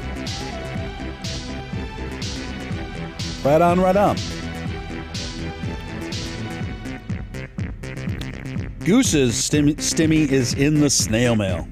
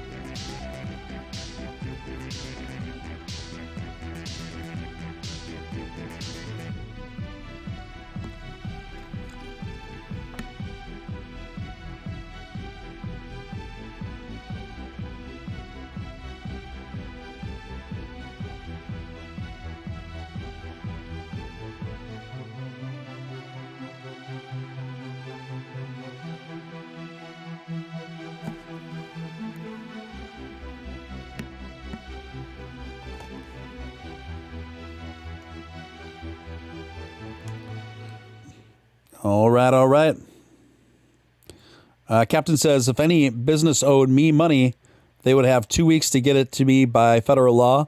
If the IRS gets 2 to 3 months, some business models. Yeah.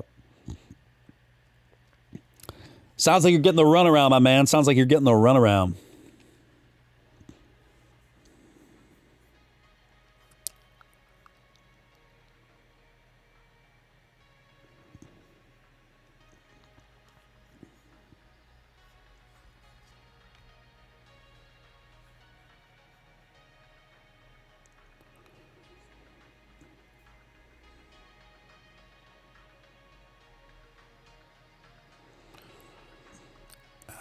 Yeah, Johnny says no stimmy for me, just student loans and more taxes. That's a bummer. That's a bummer, my friend.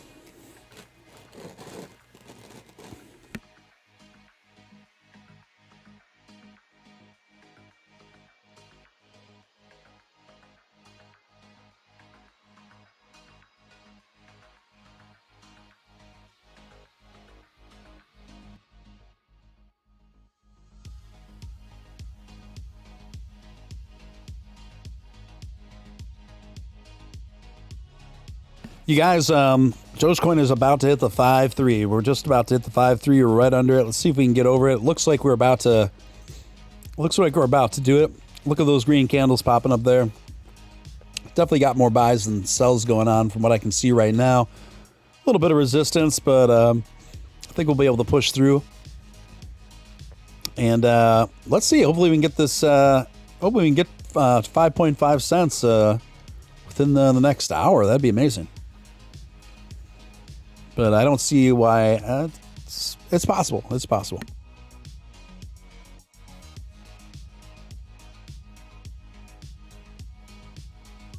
Something else that I liked about seeing that Safe Moon developers live stream earlier, they all spoke pretty favorably of Doge, from what I could tell. So yeah, that's good. That's very good.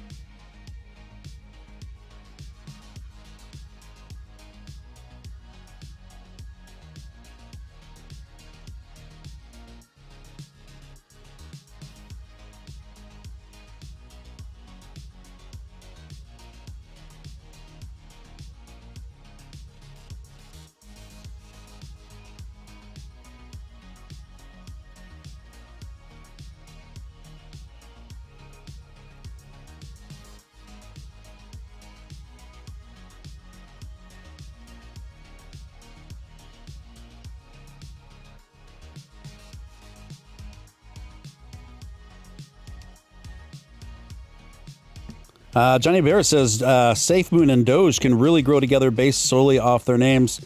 Yeah, I'm just I think so. I'm starting to come around to Safe Moon, albeit slowly. There's just a few things. I think the market's just oversaturated right now with these new coins, and I'm a little skeptical of anyone that puts dogs or moons in their title right now, because it kind of is like they're trying to piggyback off of Dogecoin's notoriety and success and movement, and I don't like that dividing the attention of Dogecoin. It makes me mad, actually. But Safe Moon is the only one that is that fits that description name wise. That is looks like it's got potential to me. Like I talked about last night for a bit. There's a Shiba Inu coin. I mean, that's just shameless. You're gonna have a Shiba Inu coin, really? Shiba Inu coin's the McDowell's of the cryptosphere.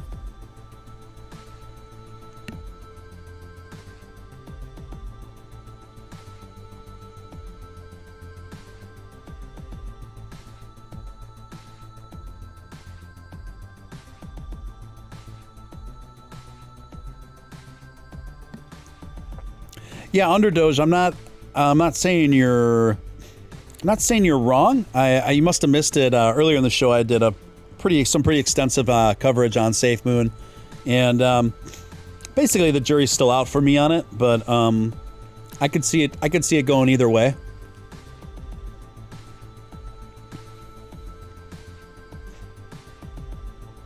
Under Doge, I did see a live stream. I talked about this earlier. I did see a live stream with the developers of SafeMoon. They were fielding all sorts of questions, which struck me as a pretty transparent move. So I'm not sure if I'd describe SafeMoon as that, but I understand your hesitation. I understand your skepticism. I get that for sure.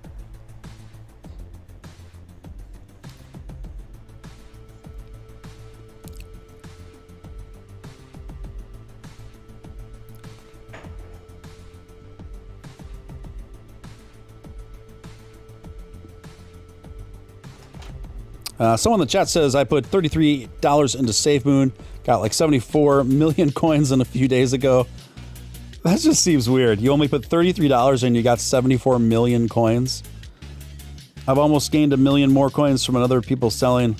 Yeah, I mean, it's an interesting model. Like, I think it's very interesting. I'm keeping a close eye on it. There's a lot of experiment. It's just an interesting experiment to me at this point. But I will be putting in a little money in SafeMoon just for kicks later on tonight after I'm done streaming. Just for kicks, see what happens. Like I said, I'm just observing. I don't have a strong opinion yet, one way or the other, on SafeMoon.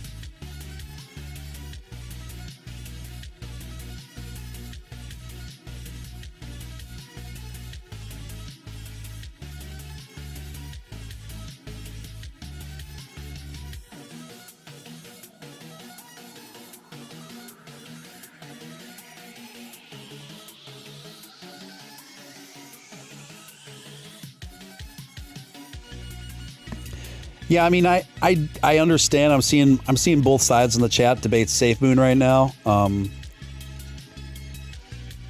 I get it. But yeah, I mean, Ben Phillips is pretty on board with SafeMoon, and that, I mean, it says something. Hey, Poor Man Trading, welcome guys, welcome. Seeing some new heads in the chat. Welcome to Steven Steele Live. I'm your host, Steven Steele. I just went through the structured variety news kind of portion of the show. And now we're just kind of just hanging out, doing a market watch right now, trying to pump up the Doge, keep the Doge momentum going. And so far, it seems like we're finally pulling out of this. The Doge anyway seems to be pulling out of a slump from the last 2 days.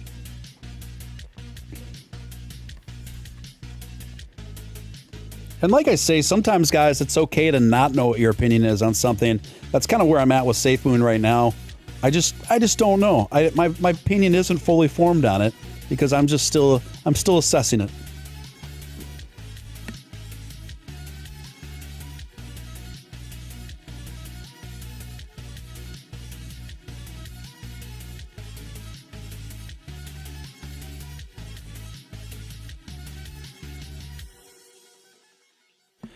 But I will say, the main thing SafeMoon has going against it, it's very difficult to buy right now.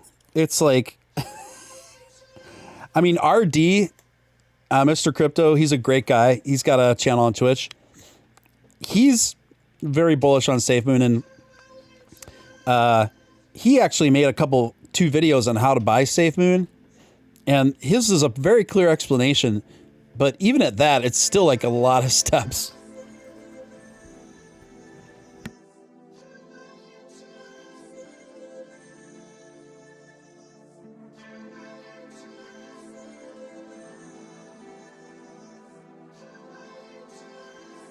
Poor Man Trading says, I've been listening since the weirder days on the other channel. Hey, well, welcome aboard. Good. I'm glad you found me in my new venture here. If you're new to the stream, new to the channel, feel free to subscribe, of course. This channel is brand new. It's just about a week old since I started streaming. And we're building a cool little community here.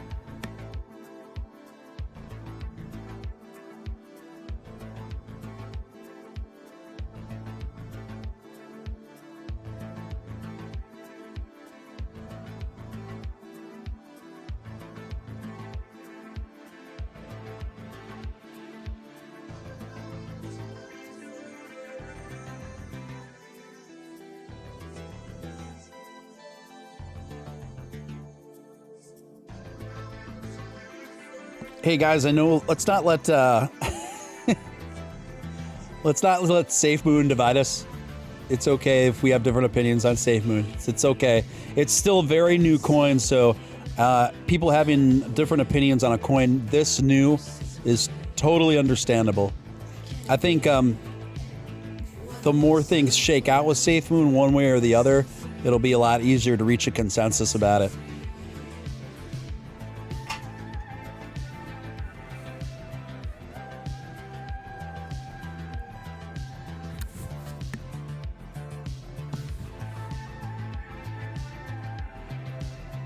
And guys, if you like what I do and want to see this channel continue to grow and stuff, you can send a super chat here through my Stream Elements account, and it's really easy to do. And then the chat pops up on the screen, and I read it, of course, and just letting you know. But there seems to be a fair amount of the Dogecoin seems fairly split on SafeMoon right now between people getting on board and people being hesitant. Like, I get it. I get it. I understand.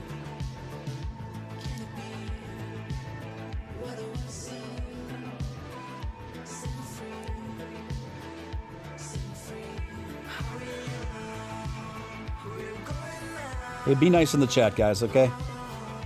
Be nice.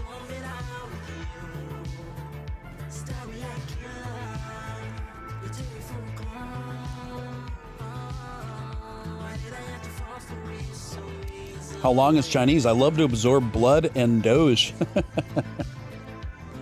It sounds pretty hardcore.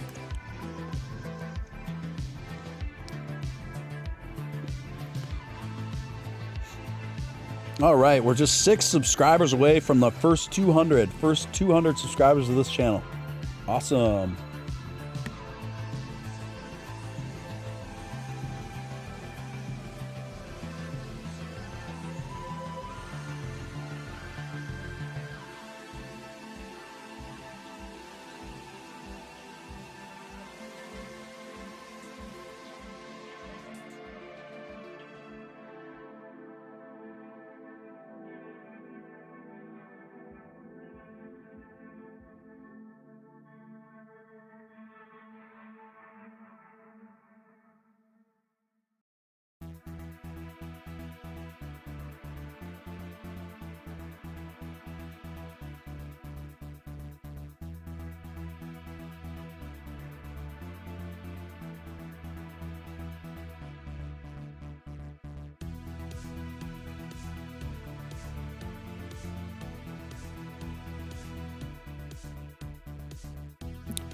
Yeah, it seems like for now, Doge is kind of just leveling off at this 525 level. And I think it will maintain there for, I'd guess maybe even the next hour, guys. I don't think there's, I could be wrong, but I don't see a lot of action happening for a little bit.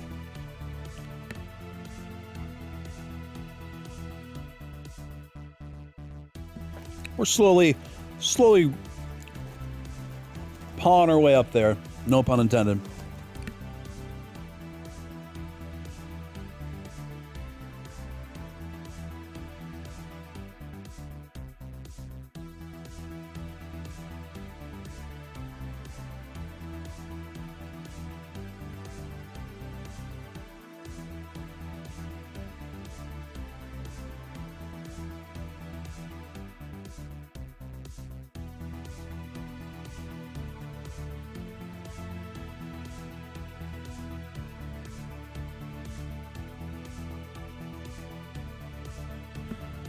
Welcome, Beto. Welcome back.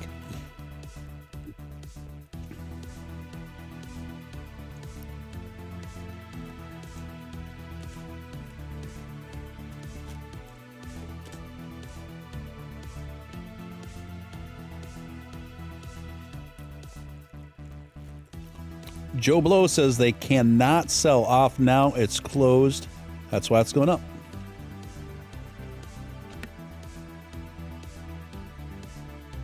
Poor Man's Trading says midnight Elon tweets he's selling SpaceX merchandise for Doge only. That didn't really happen, did it? That would be pretty massive if he did.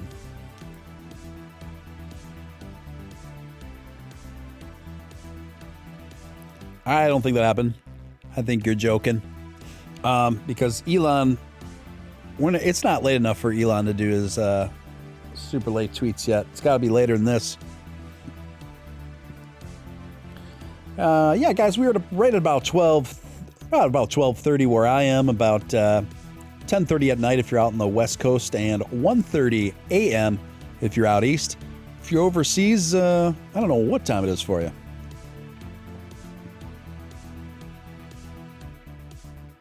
But it is still a bit early for the Techno King to jump on Twitter.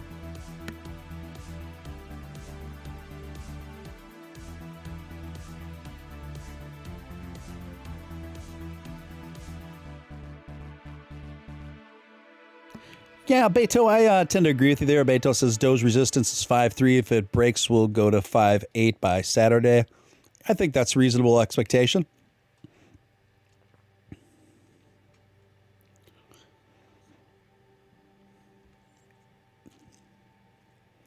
I want a Boring Company flamethrower. That's what I want. Almost as much as I want the Cybertruck.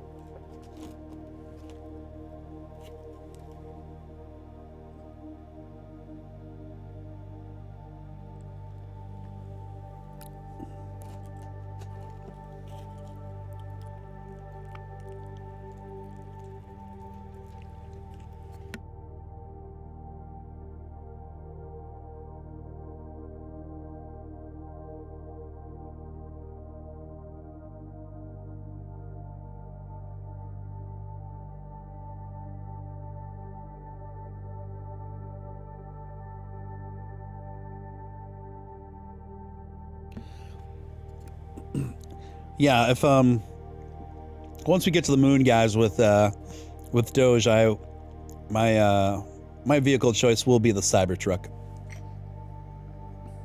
That's more my style. It looks straight out of Mad Max. That's what I love about it.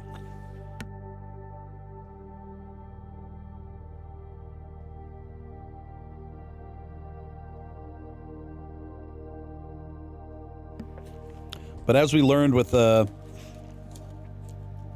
initial Cybertruck showcase, the windows are not bulletproof, guys. They're not bulletproof.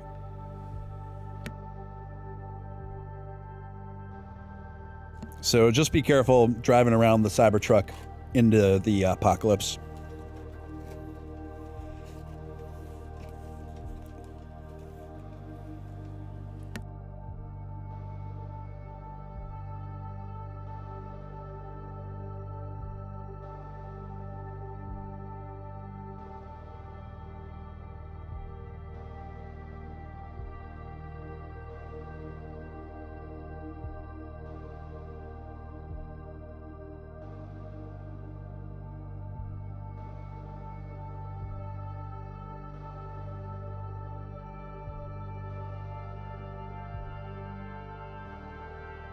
That's interesting, Joe.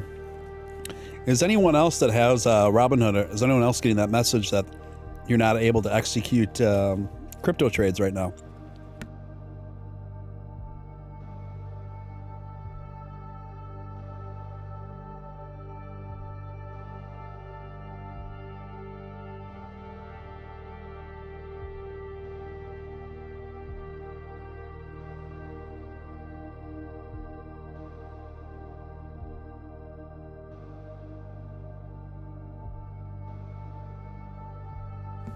Who's Joe Rogan? Oh, yeah, I did. I did watch the last Joe Rogan podcast with Elon, but I watched it with like in triple speed, so I was just to so I could fit it all in the amount of time that I had.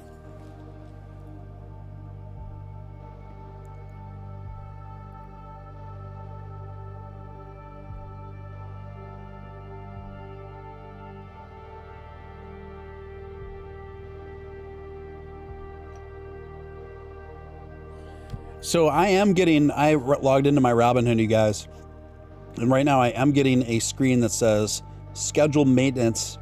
Dogecoin trades may not execute right now, but I'm still showing an active buy button. I'm going to just try to buy like one Doge and see what happens. Or I'm going to try to buy like $2 of Doge and see what happens.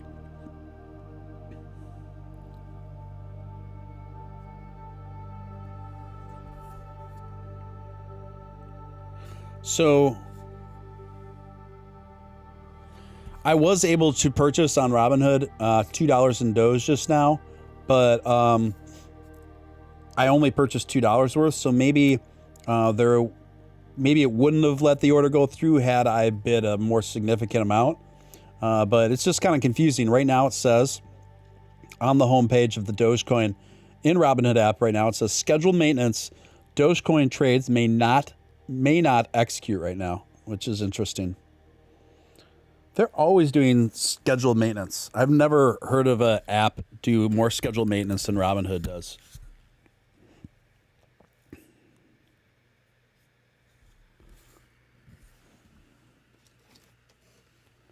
Imagine if they're doing scheduled maintenance while you're trying to buy right before it goes to the moon.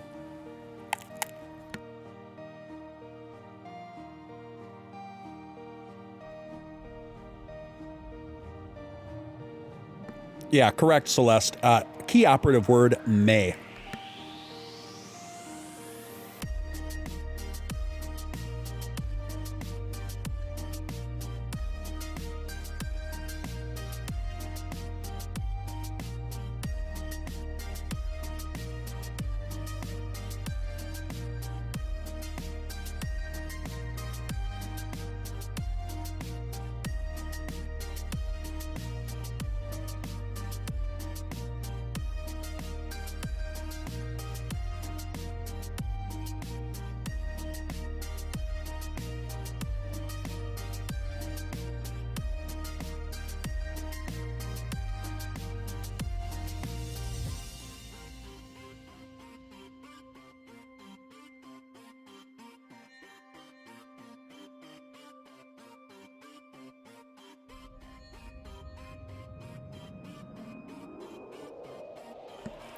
Yeah, I mean, that's true under Doge, but I have accounts on several different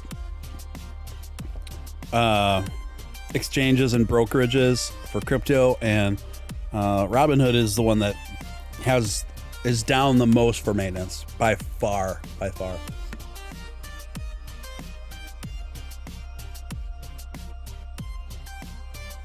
Aaron, I do not follow Doge Donate. I don't think I do anyway. What's the deal?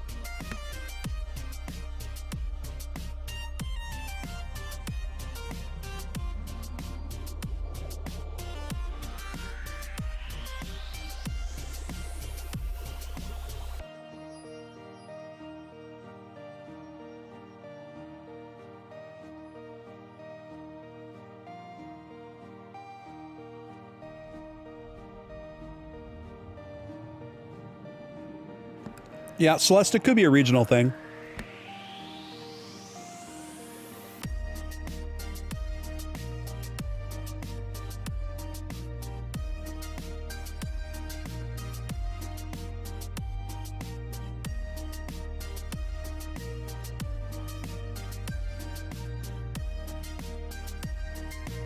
Guys, so I just finished a small pizza, and I had it brought to me. My friend, we got this pizza from this place that everyone seems to like in my neighborhood, and I heard so many good things about. And I'm lactose intolerant, so I have to go to places that have the dairy-free cheese, or else it really messes up my sinuses. So we got 2 small pizzas. I got mine dairy-free. And then she got garlic bread. I got nothing else. And then there was a 3rd small pizza for someone else for later. So 3 small pizzas and a garlic bread, and it came to like $60. And the pizza was not even good, and they messed up my order. Right, it was all the wrong toppings.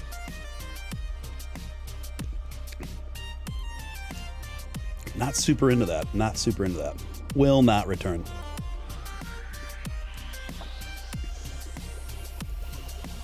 Scott, welcome, Scott. Good to see you, bro. Good to see you.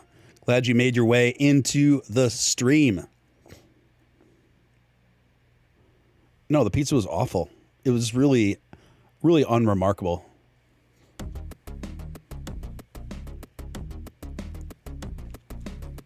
It did have olives. Olives are one of my favorite things on a pizza. Specifically, either Greek or green olives are my favorite. But they forgot all the meat. I ordered a deluxe pizza, and they skipped all the meat on the pizza. Maybe because they thought that because I got the vegan cheese that I didn't want the meat. I love meat. I just can't eat dairy.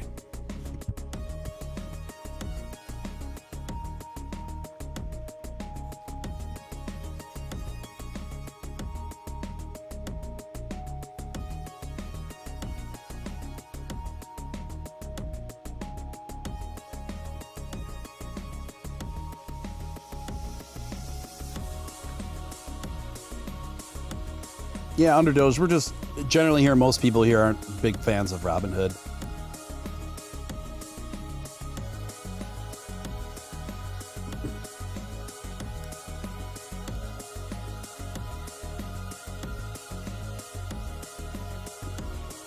I mean, it's cool that Robinhood is apparently taking steps to expand their crypto team and stuff like that. We'll see how it shakes out, but I'll never forgive Robinhood for what they did to Doge with the market manipulation of Doge.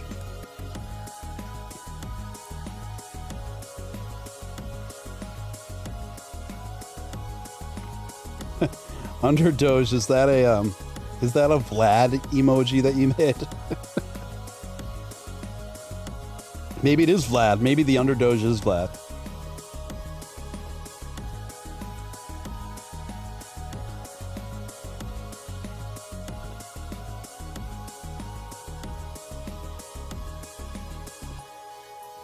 Captain Chronic, that sounds really good, actually.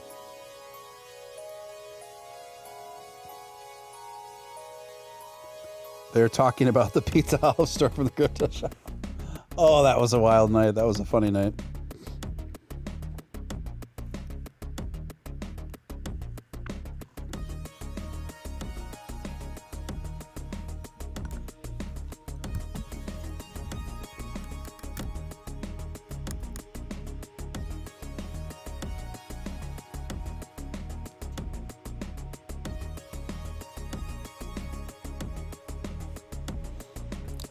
You guys, I'm gonna switch the chart for a little bit. Give me a moment.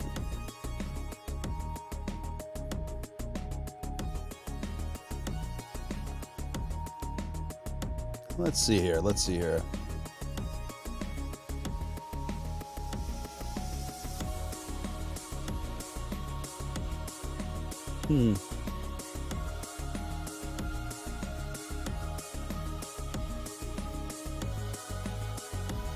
Just for a switch it up, I'm going to put Engine Coin chart up for a little bit, guys.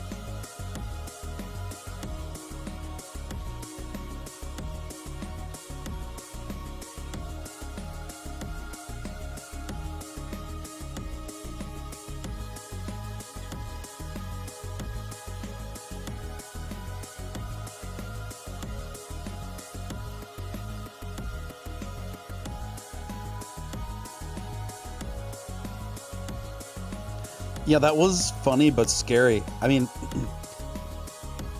in Valhalla's defense, as somebody really was messing with him that night. Somebody really did send him a bunch of pizzas and made him pay for those pizzas.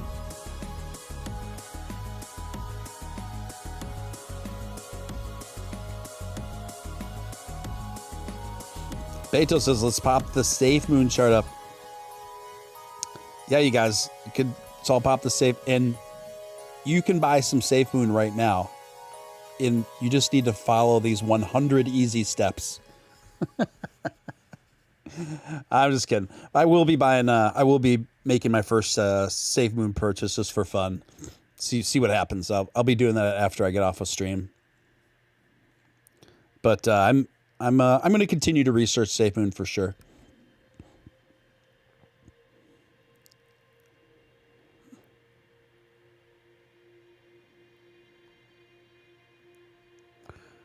Underdog says Vlad has been going out of his way to communicate with the Doge community. Will probably destroy Robinhood if they don't come out with wallets. You know, I appreciate that Vlad's actually been making efforts and listening to his customer base and saying nice things about Doge and stuff. That's cool. It's cool. It's just, you got to understand when you think about it.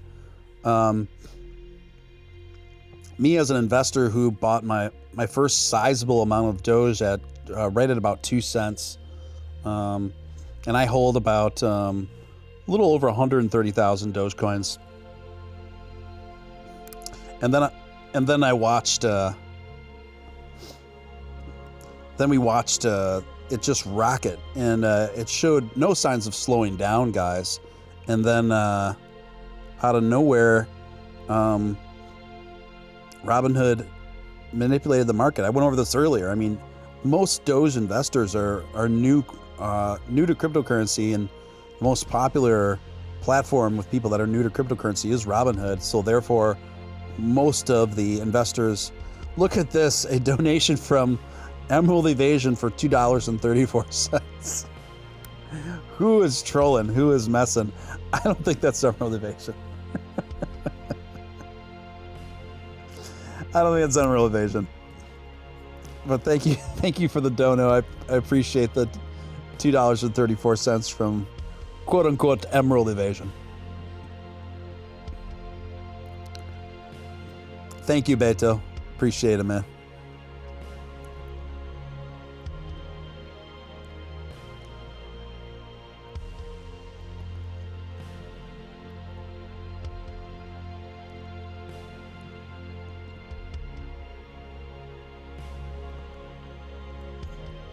Y'all, I'm not taking a side on this Safe Moon thing. I'm just not. But I will. I am going to follow it very closely because it does interest me. I just have to wait for more information to come in before I can get bullish on it. You know, so I just got to see how things play out. But I will be making my first SafeMoon investment when I'm not streaming.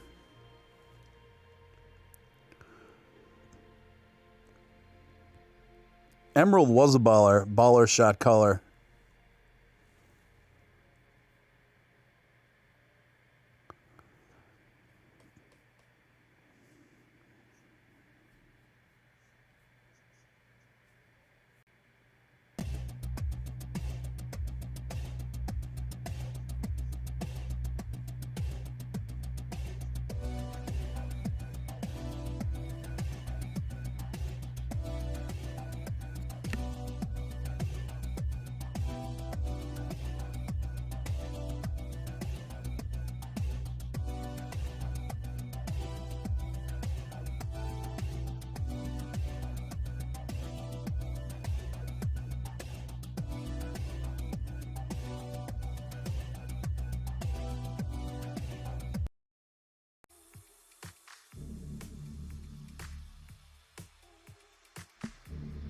Yeah, so Engine Coin's doing pretty good. I've got a pretty solid investment in Engine Coin. It's one of the coins I'm a bigger fan of. And with what we're looking at right now, we're looking at an engine chart, you guys, and it's one of the coins that kind of hung in there. It took its hit, but definitely took its lumps the last few days, but it's been climbing up and having a pretty good bounce back day today.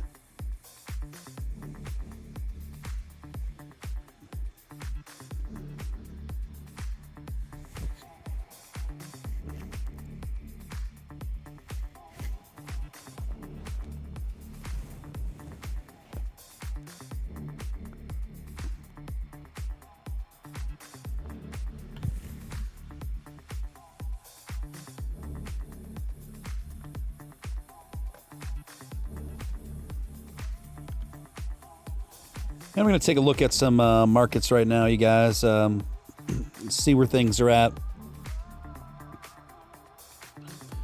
In defense of SafeMoon, it is one of the few coins that has been doing well in the midst of this big course correction.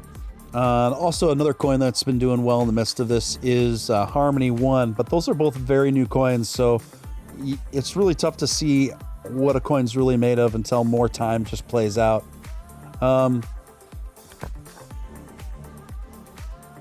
Bitcoin right now is sitting right under 53,000. We're at 52,826 per coin. Ethereum is actually slightly up this last hour, and they're up to good day for Ethereum. It's starting to come back. They're up 2% today. To the tune of $1,622 a coin. ADA is just not doing anything. It's just humming right along, completely unremarkable one way or the other, with $1.13. It's been almost right there most of the day. It's pretty remarkable that way. Let's see here. The Doge, of course, we've been following very closely. That's right under 5.3 right now. And Doge is up 1.4% for the day.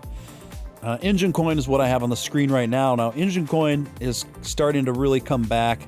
I'm a big fan of Engine. I got a lot of money in Engine. And it's up almost 6% for the day. Almost up 6% for the day. So let's see if that rally keeps going. Mana Coin, another coin that I'm personally fond of. It's still down about 2% for the day to the tune of about 85 cents. VGX, another one of my favorite coins. It's down about 2.5% today. I did invest a little bit, picked up a few more VGX today and yesterday. That's one of my favorite long-termers.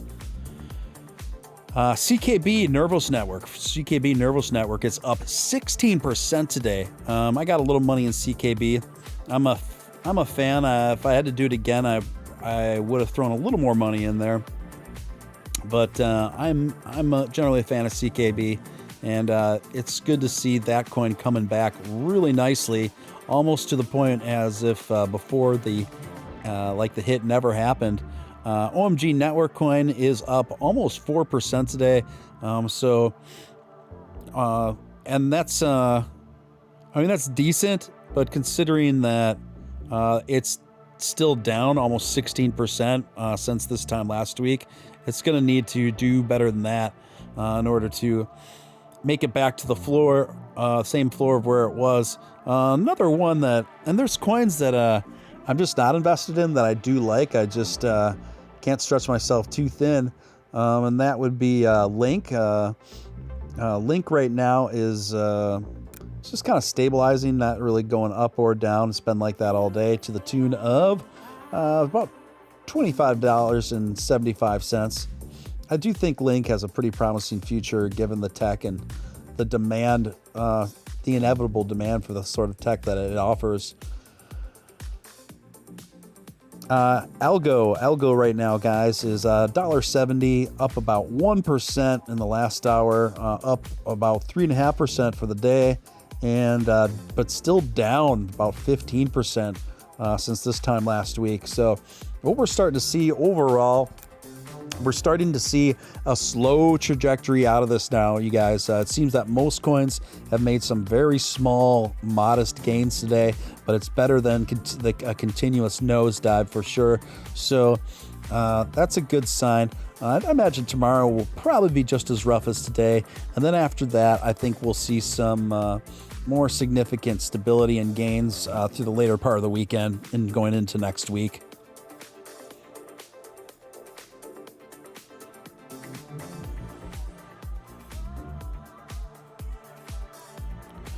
Scott says today's Doge had a very healthy bounce off of the 5 cent mark. I think we can feel comfortable saying 5 is the floor on Doge. Is Ross? Yeah, it's interesting. It seems no matter what gets thrown at the Doge, it never gets beat down much below that nickel. ETH is Johnny Ibarra's second favorite coin. That's a very smart and conservative second coin to have. I think Ethereum is going to I think it's right on the precipice of just taking right off again. I definitely switched some things around in my portfolio, Johnny, to put more money in ETH. Once those new updates really come out and those gas prices come down surrounding ETH, I really think we're going to see some significant movement coming up, especially towards the latter part of the year and going into 2022. I think Ethereum's got a promising future.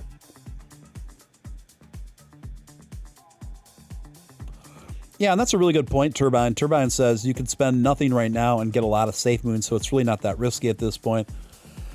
You know, and that's one of the main things that SafeMoon does have going for it, even if you are really skeptical on SafeMoon. And it's a very low-risk venture to get a lot of it. So even if you want to you want to just throw $50 in there just to see what happens as an experiment, you know. If it does take off, you're actually gonna make substantial gains just off $50.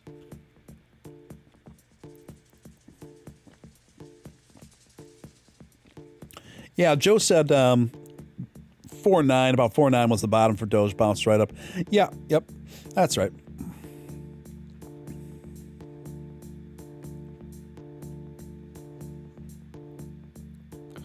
Guys, if you haven't hit that subscribe button, feel free to do so. This channel is just a little less than a week old, so it's a brand new venture. So we're just still getting things going, still building the community out. And I want to thank you core people for getting in on my new channel from the ground up. This is exciting. We're just going to keep expanding as the year goes on. And I'm confident that this channel is just going to flourish, and we're going to just continue to have more fun and make money together and do it to it.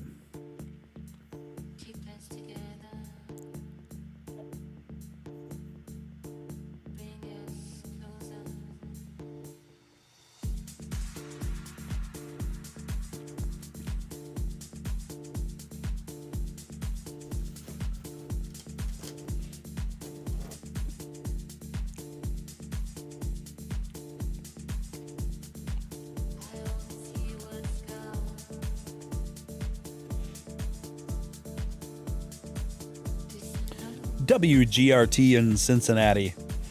Someone says GRT is looking primed.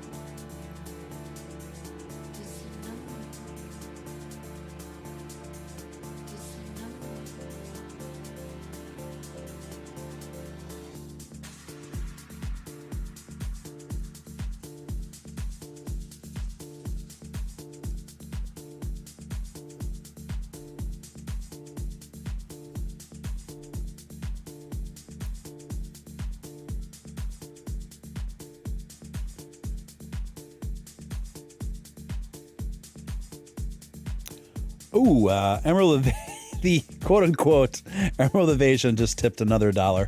Thank you, Emerald Evasion. Cough, cock.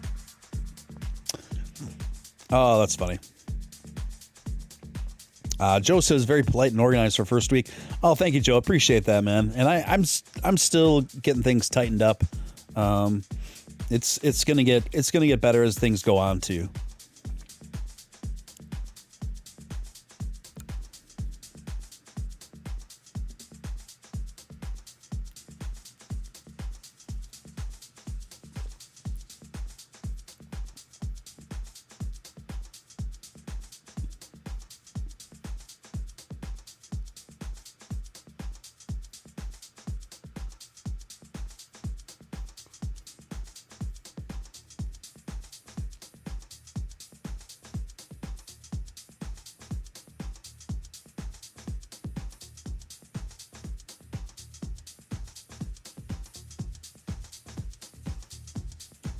Just a second, guys. I'm just trying to get that visual sorted. Just give me a moment. There we go.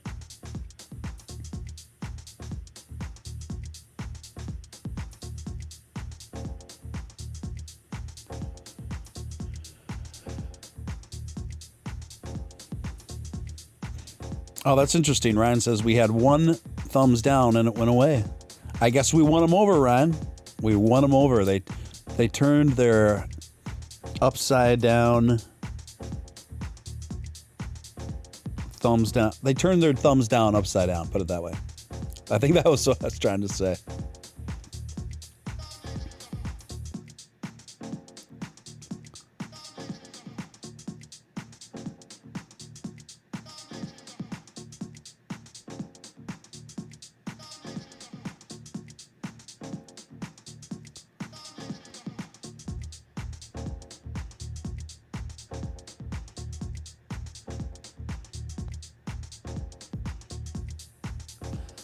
Speaking of which, if you guys haven't hit that thumbs up, please do. It's the number one thing you can do to help a brand new channel like mine get up in those YouTube algorithms. Takes a split second of your time, doesn't cost you a dime, and thank you.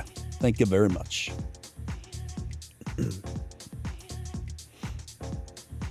Yeah, so Engine Coin continues to do pretty well here, guys. It's coasting along. Some typical retracements.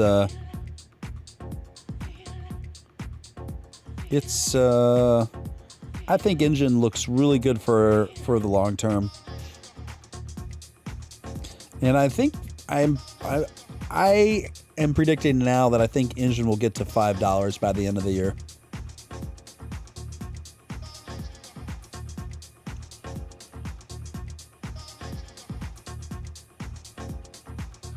Captain says this looks like the light display we get in here in the Indy, where you can drive through loops and lights and listen to old Christmas music. Yeah, I guess now that you mention it, it does kind of feel like that.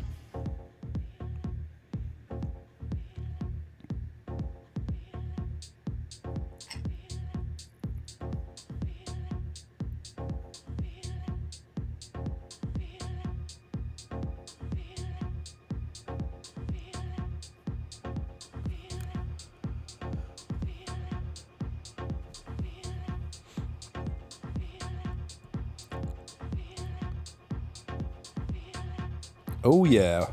We are moving. We are grooving. I just thought I'd pick up the pace with the music so we can kind of put a little pep in the step and just kind of jumpstart a second wind now that we're kind of moving into the Doge after dark hours when all the weird stuff starts to happen.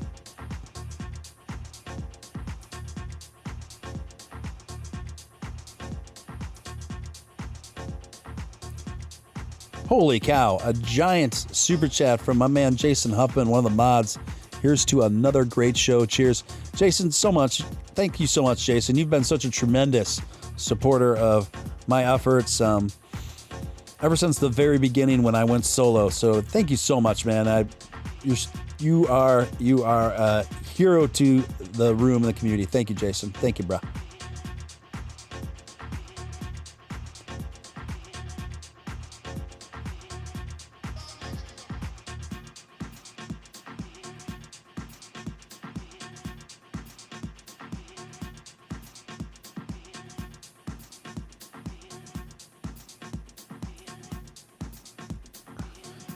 A new tweet from Tyler Winklevoss, one half of the Winklevoss twins. And right now he's pushing Gemini pretty heavy. He must be an investor.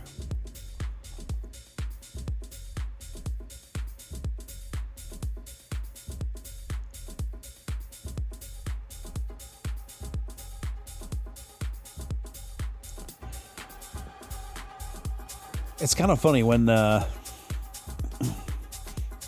were all younger, when they were working together on what became to be Facebook, it seemed like the Winklevoss twins were like the evil ones and Mark Zuckerberg was the good guy. And now that we fast forward, it kind of seems like the reverse.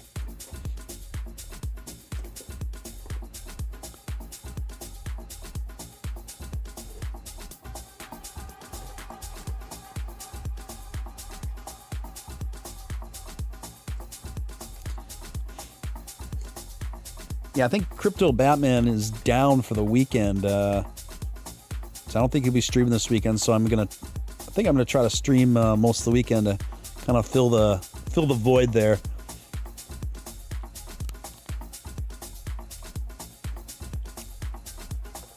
I look forward to having that guy back on the show. He joined me for a pretty long live stream before I got my YouTube channel going. I was just doing like live stream shows on Twitter, and he popped in there and we ended up talking for like an hour and a half. But yeah, me and that guy, we vibe really well. He's a cool dude.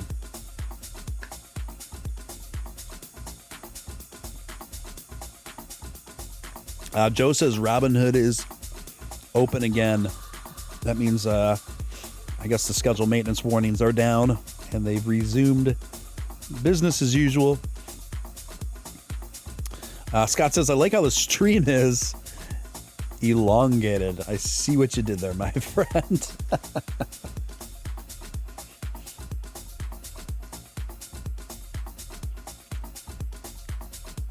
I see what you did there.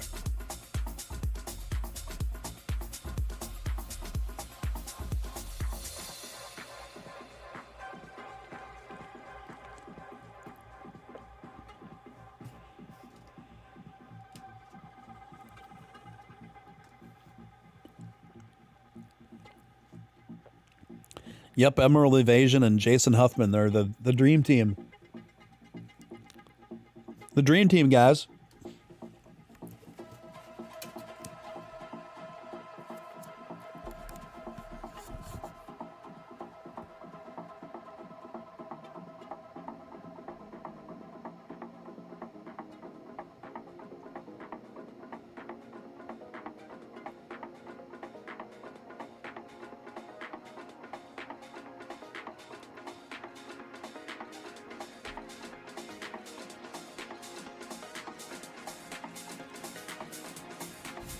Guys, I just started a Discord community as well.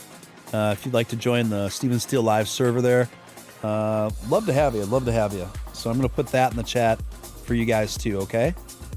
Feel free to join there.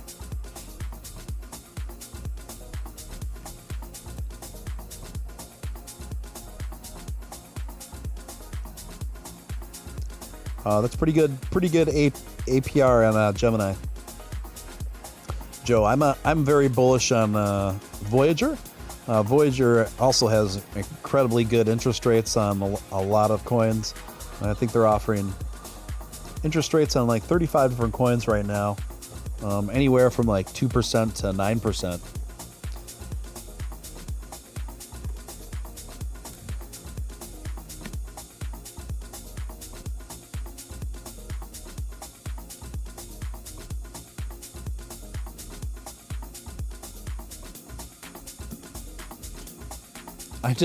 I just really like their last name.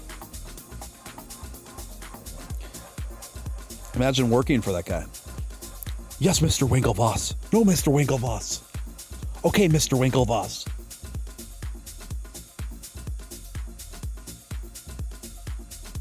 I will get your venti half-calf chai, Mr. Winklevoss.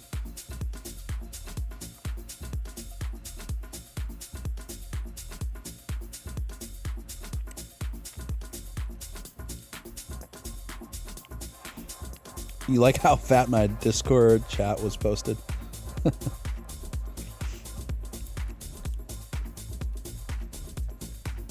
Yeah, you can't miss it.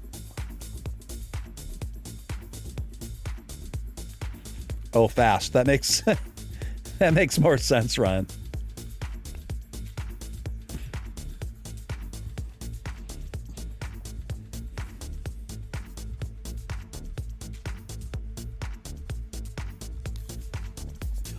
Mr. Winklevoss, Mr. Winklevoss. We have a very time-sensitive matter to take care of.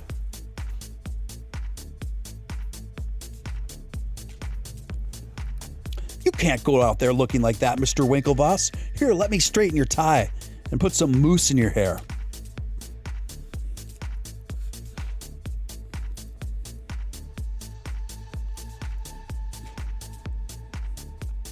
Scott says word on the street is Microsoft bought Discord for a cool $10 billion. Is that true? I did hear some chatter about that.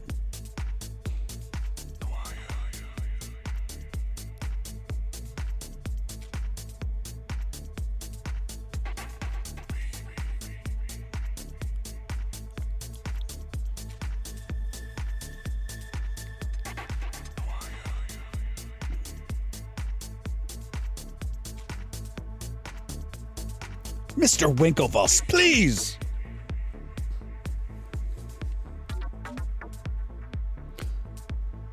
Mr. Winklevoss, this is an outrage.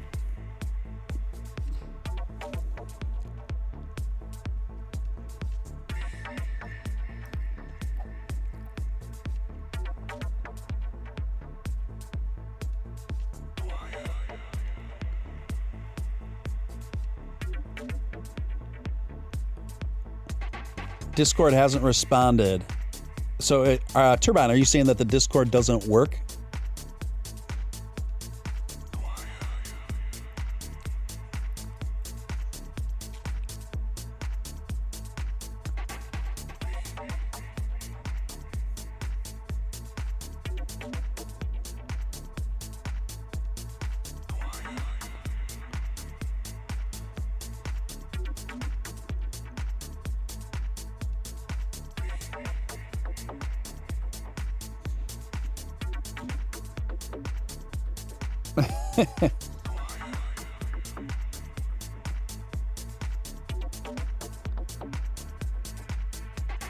Legal mushroom industry, a future of $8 billion industry. Mine is trading. Oh yeah, I just recently read about mine. Yeah, that definitely has potential.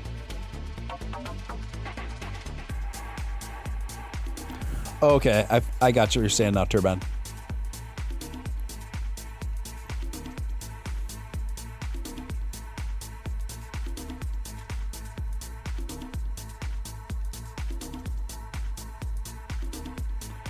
Unhand me, Mr. Winklevoss.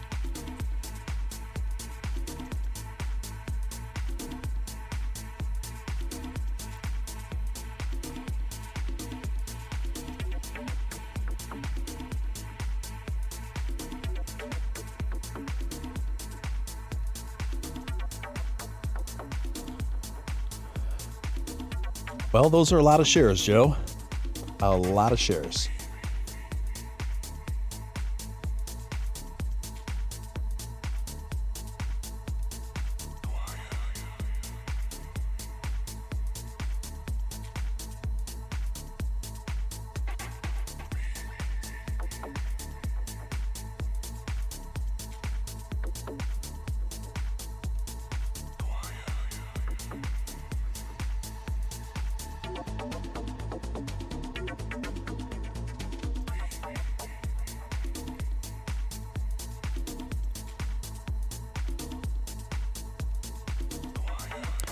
I like Discord. It's just it's not the most user-friendly platform. I feel like to fully understand Discord, you gotta just like spend a while on there. Like studying like a manual, like reminds me when I used to spend a lot of time on like studying like a Dungeons and Dragons game or something when I was a kid. Just takes a lot of time.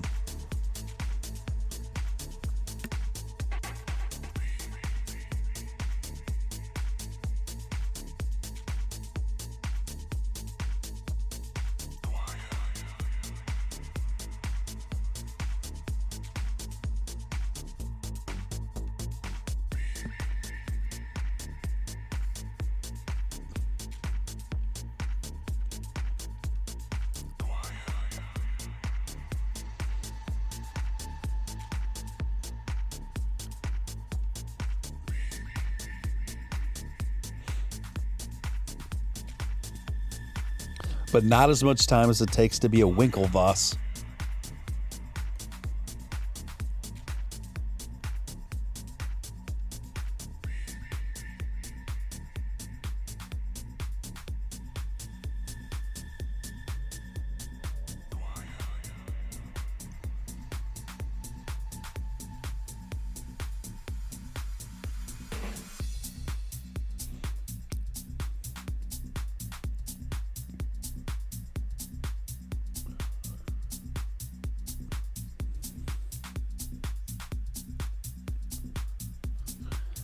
And I do like Discord. It's just it's been a bit of a learning curve for me.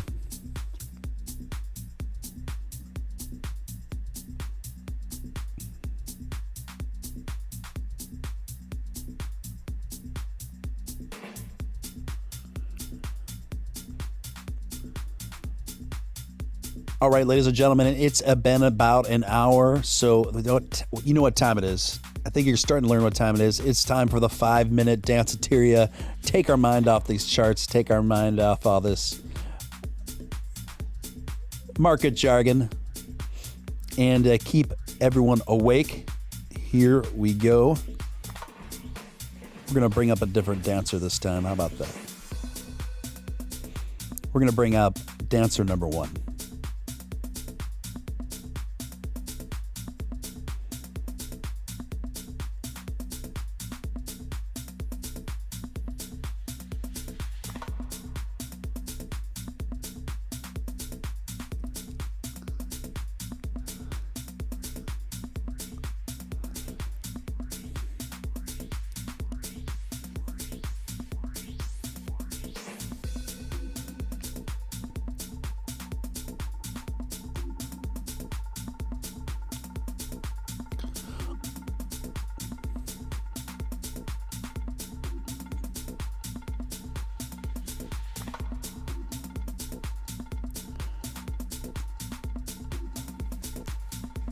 We're moving, we're grooving. We are officially in Doge After Dark hours, folks.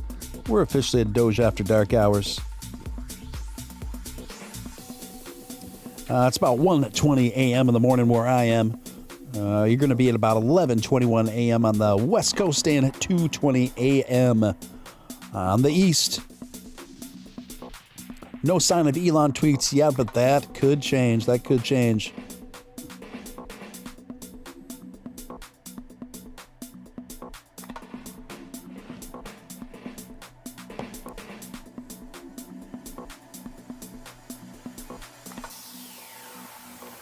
And some good news. this is something maybe I should have covered earlier, but Voyager app overtakes both Robinhood, Crypto.com, and Coinbase for the most downloaded crypto trading app in the Apple Store. So Voyager is really climbing up the charts pretty quickly, and things are going just as I predicted for them.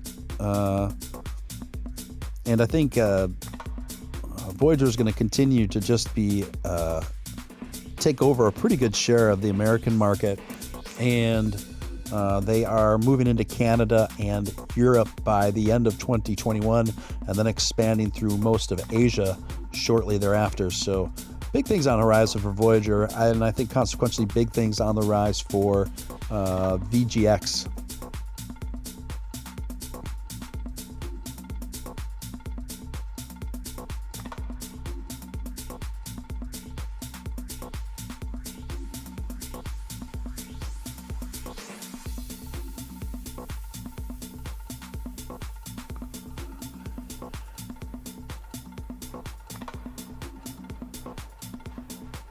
All right, Room, let me ask you a very important question. It's time again for this. You need to pick what is your favorite show to watch right now? And it doesn't have to be a show that's on right now. It could be a show from the past. But what's your favorite show to stream right now? What's your jam? Whether it's like on Hulu or Netflix or Amazon Prime or whatever. What is your jam?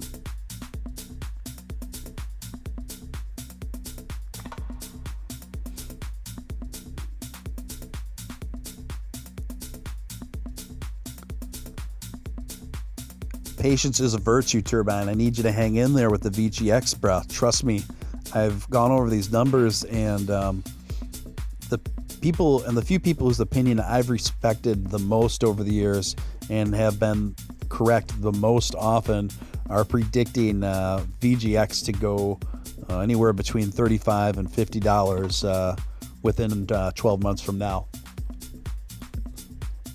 So don't sweat it, man. Don't sweat it. Don't sweat. VGX is going to sort itself out.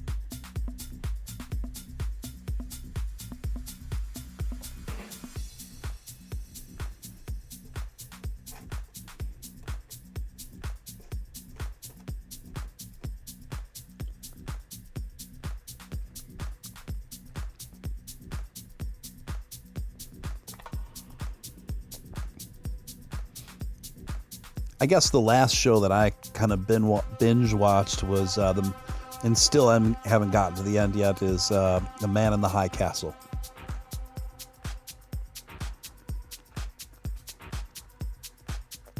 Hey, Dogecoin Worldwide is in the hizza.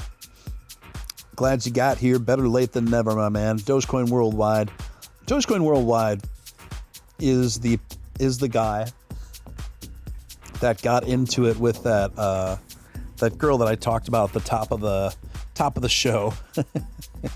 He's the one that helped facilitate the thought patrolling of that girl that Elon responded to his tweet about late last night. And so welcome. Welcome, Dogecoin Worldwide. Good to see you, man. Good to see you. Good to see you back. Yeah, that was an absolutely hilarious development, Dogecoin Worldwide, and I covered that at the top of my show when I first got on air tonight. So I think you'll be amused by it if after the stream is done, if you want to go back and listen to it at your convenience.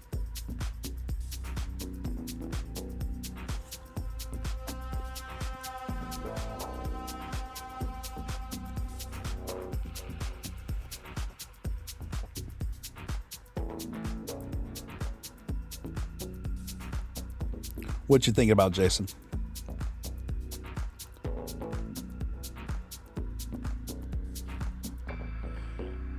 And a few of you may be asking yourselves, what does this dancing girl have to do with Doge, cryptocurrency, Bitcoin, markets, predictions?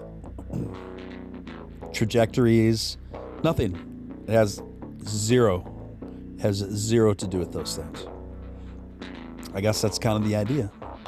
Anyway, we are going to get back to it. We are going to put our dancer, give her a round of applause. She did a great job, but we're going to put baby in the corner. We're going to switch it over and put baby in the corner. Let's see here. I just got to edit it.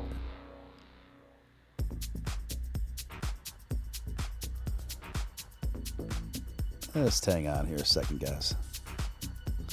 Oops. We're almost there.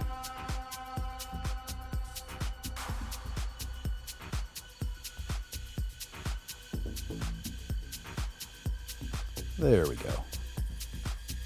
Perfect.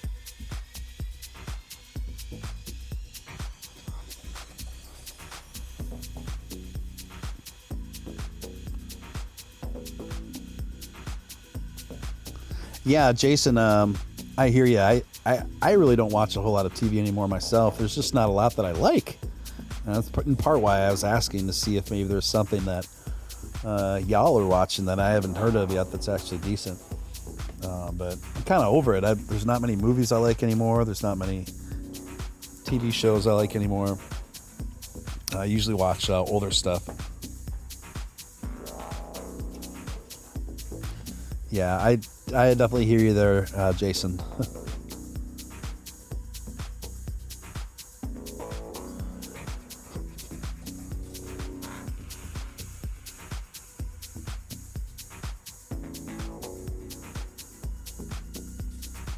One of my favorite shows from back in the day was a show called Three's Company. It's from the 70s and early 80s. It was about a guy in California who lived with two girls. And back then that was a very taboo thing to do. So in order to get permission from the landlord to make an arrangement like that, he convinced the landlord that he was gay. And that was acceptable to the landlord because back then, like, a landlord wouldn't even rent to you if under a lot of them wouldn't even rent to you if under those circumstances. So anyway, that shows it's a pretty good show. The entire premise for all the humor around that show is pretty much based on innuendo and misunderstandings.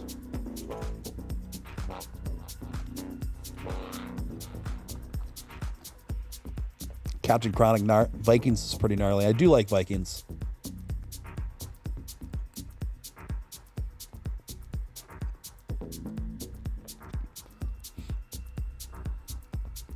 Joe Blow says, like Eric B says, still be nothing moves but the money. Yeah, Eric B and Rakim. Yes.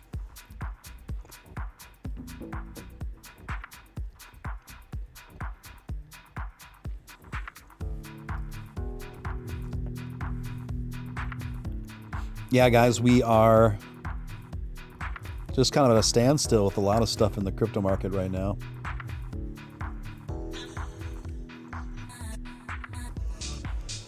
Yeah, Jason, Three's Company was Jack, Christy, Janet, she was the brunette, and then Jack's best friend was this sleazy car salesman named Larry.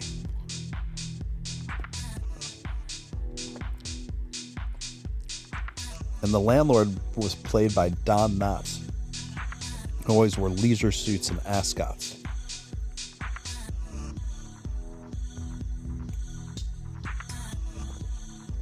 John Ritter was a fantastic guy. He's a fantastic actor. He's just such a natural, so charismatic, so funny, so affable. It was really unfortunate that he went so soon. I think he died pretty young, like right around 50.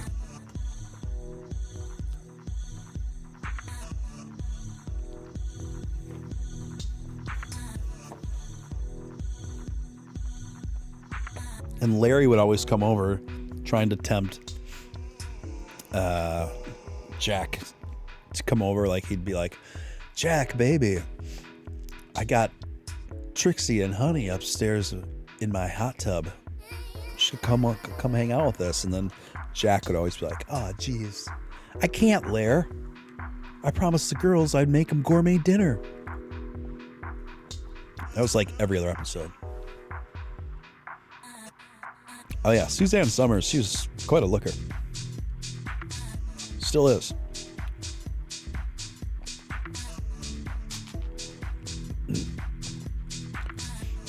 Yeah, Three's Company. That theme song, man. That theme song.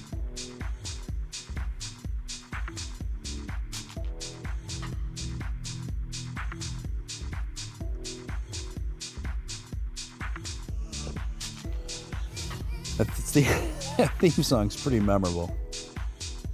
It's so corny, but so good. Come and knock on our door. We've been waiting for you. Where the kisses are hers and his. Three's Company too. Ba-dum, ba-dum, bum. Come and dance on our floor. Take a step that is new. We're a lovable space that needs your face. Three's Company too. Ba-dum, ba-dum, bum. You'll see that life is a ball again. Laughter is calling for you. Bum, bum, bum, bum. Down at our rendezvous. Three's Company too. Now that I lost most of the viewership.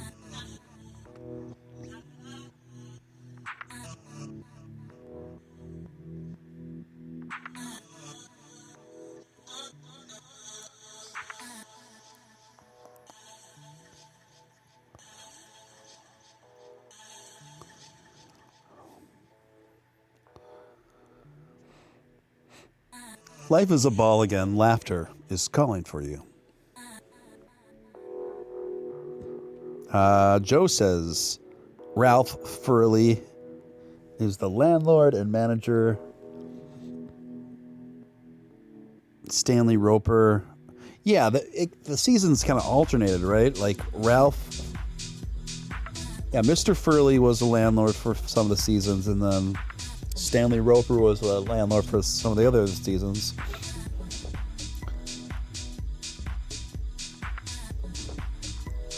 I don't know which landlord I like better. I liked them both for different reasons. But do you remember the bar that they always used to hang out at? It was called the Regal Beagle. Hey man, I'll meet you down at the Regal Beagle. It's a pretty cool place. This is one Regal Beagle. Regal Beagle was pretty cool. It looked like it was like in a kind of a basement level.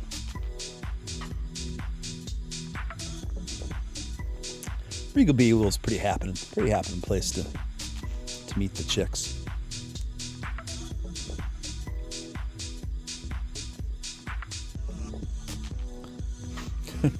Yes, where the kisses are hers and his. I think that's the only lyric I did miss in my rendition.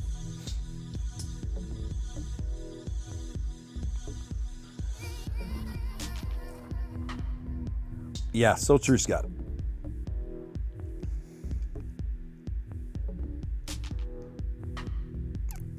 Do you guys remember, anyone remember the show from the 80s called Knight Rider?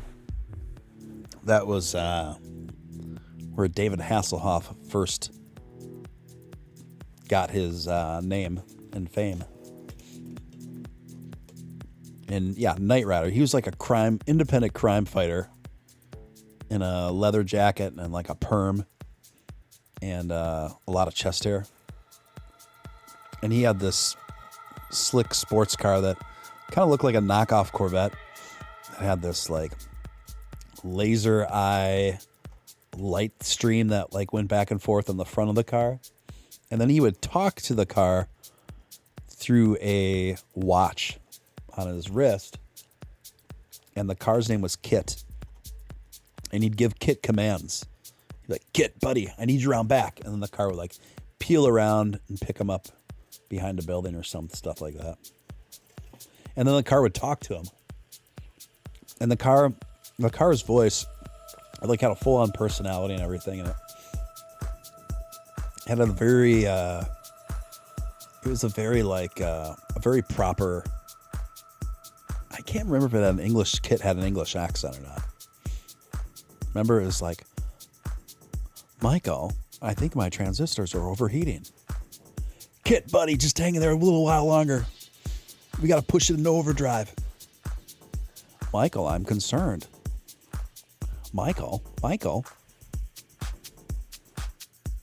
Ah, it was a Firebird. That's right, Northwoods. Kit was a black Firebird.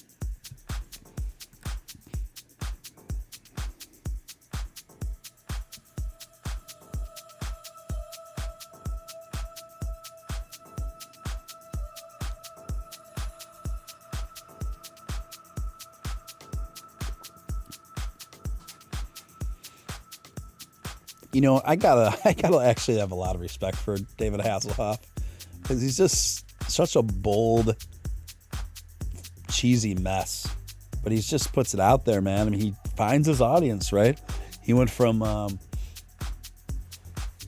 Knight Rider, and then, of course, made a big comeback with Baywatch. And then he embarked on a wildly successful, like, singing career over in Germany. They love him in Germany. They love him in Japan. And he sings these super schmaltzy, epic ballads. And, like, yeah, they're like power ballads. He made like a career out of just touring on power ballads and overseas. And then he became an alcoholic, but I don't know if he became one as much as he's always been one. I'm not sure. And then there was that footage that came out of his daughter. He's like on the floor, like trying to eat a burger, like wasted. And it's like sad but funny at the same time. I'm not sure which one it is more of.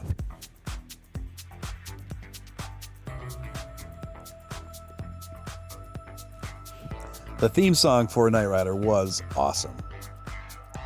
I wish I could play it on here, but I'd get a copyright strike in like 2.2 seconds.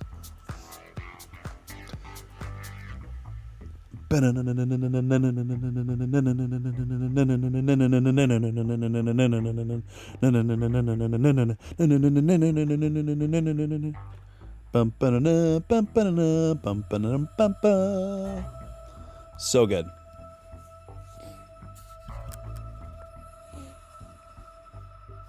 All right, hold on.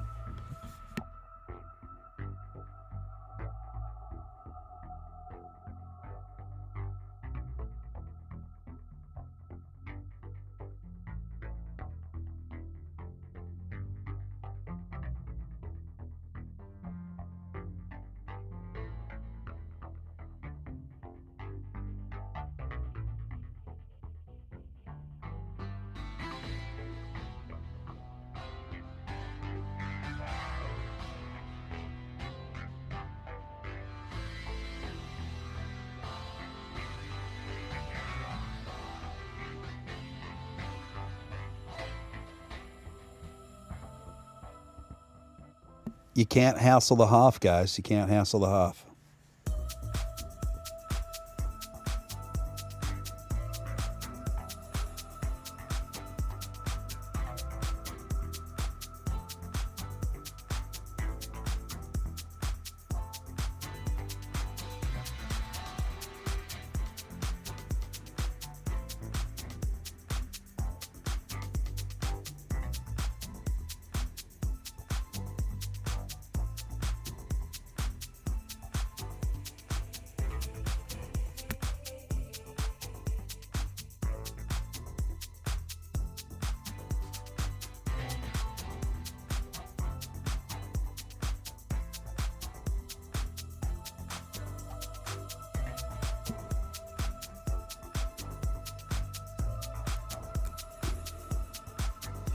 I'm trying. Sorry, I got David Hasselhoff on the screen. I'm trying to find the right picture.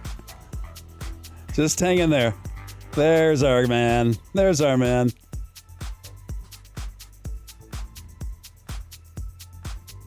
Let's bring him into focus.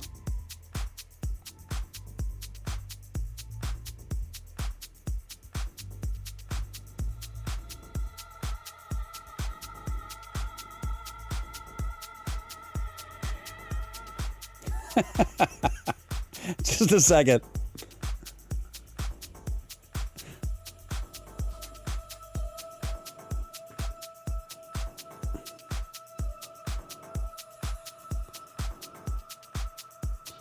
Don't hassle this off. You better not do it.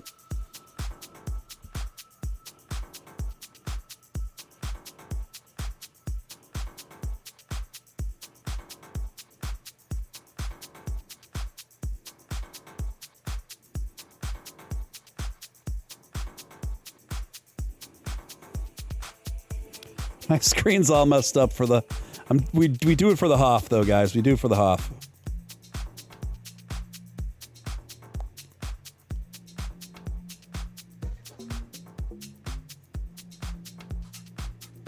There we go. Now we're good.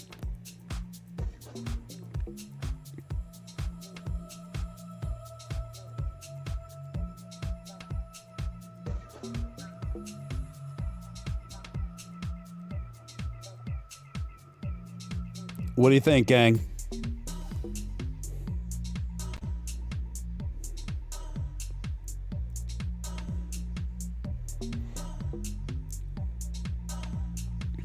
This is what you get on Steven Steele Live, Doge After Dark.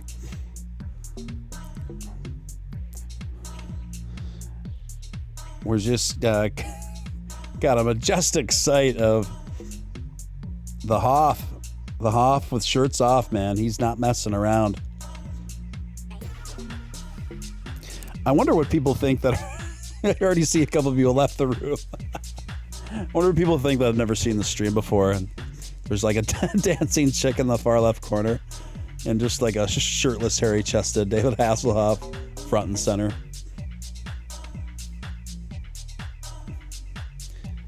If you came here for the hard-hitting crypto knowledge right now, you just struck gold, my friends.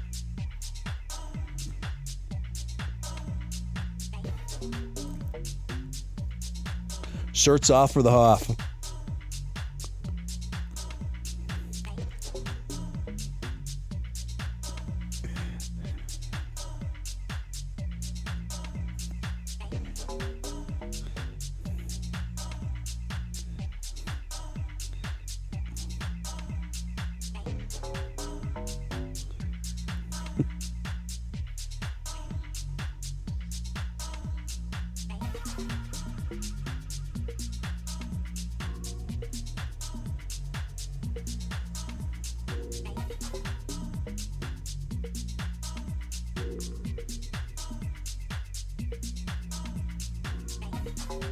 He's moving. He's dancing.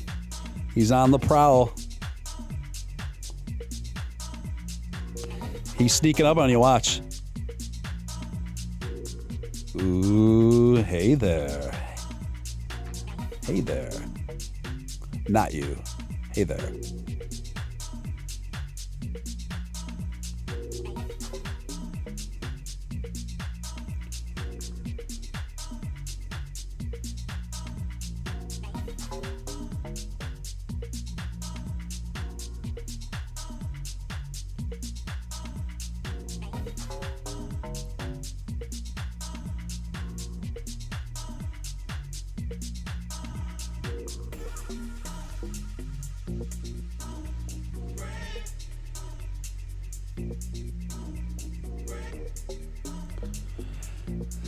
Scott says it's pretty obvious if the Hoff gets on the Doge train, it's $1 imminent. That $1 is imminent. I completely concur. Dude, we've got to get... You know what? I'm going to start... I think that's a great idea, Scott. I'm going to start a campaign to get Hoff on the Doge. We need to get Hoff on the Doge train. Let me work on a couple memes for that. I'm going to work on a couple memes and a campaign. I think that's a fine idea.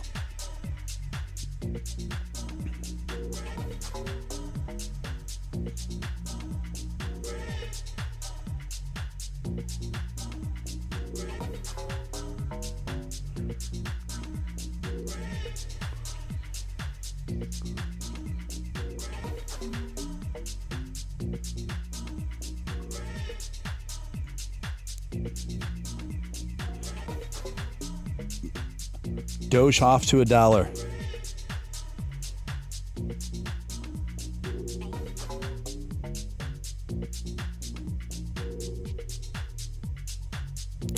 Doge watch.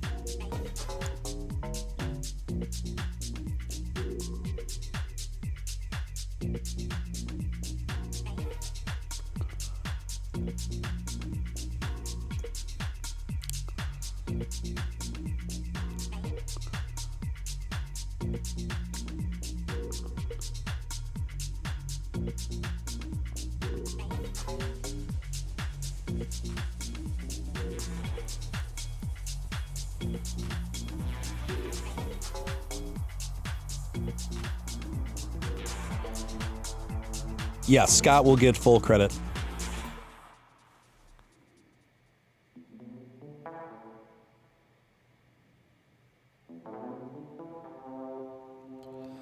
Dogecoin Worldwide is still with us. He says, I like his brother Jack Hoff.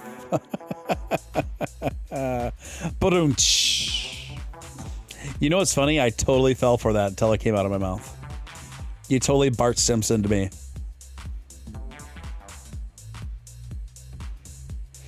Congratulations.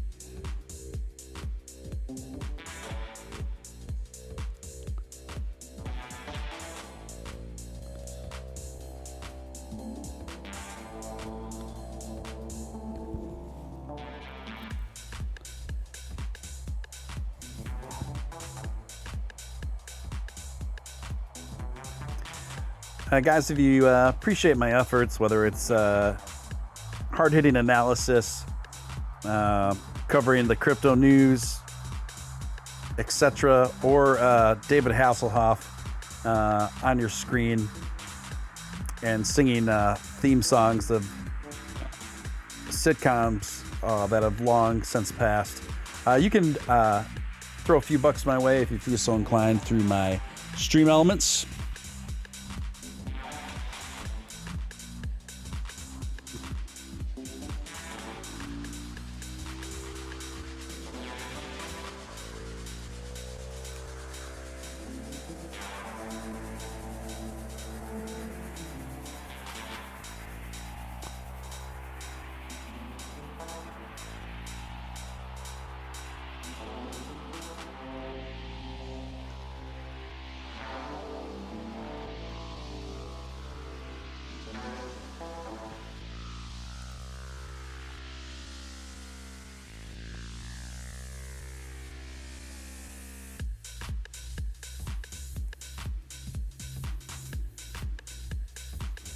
Pretty slow night in the market now, guys. Everything's pretty either stagnated or making just very slight gains or very slight downturns.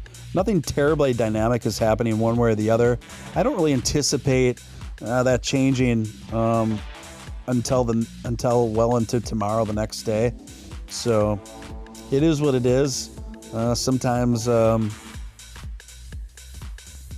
it's not always this totally hype, intriguing situation. But then again, there have been many times where I've been streaming really late, and then on the Twitter sphere, things get pretty wild and break out. And so we'll see how it goes.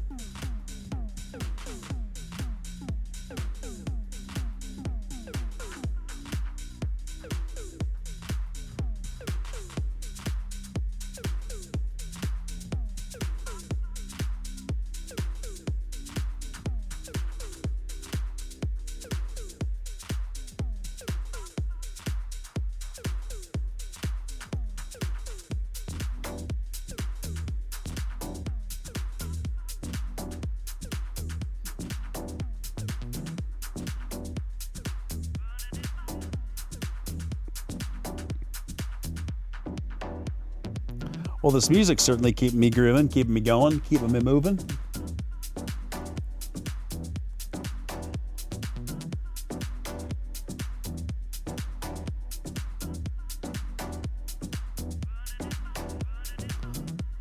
Oh.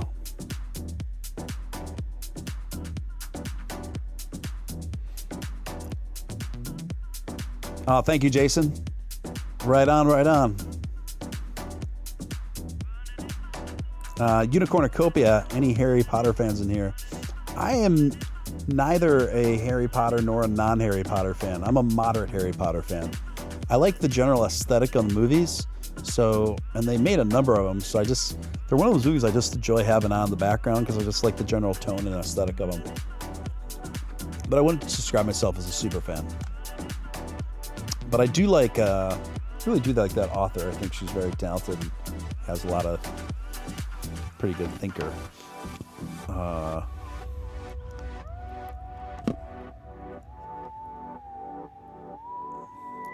We got to discuss Kung Fury if we're going to talk about the Hoff.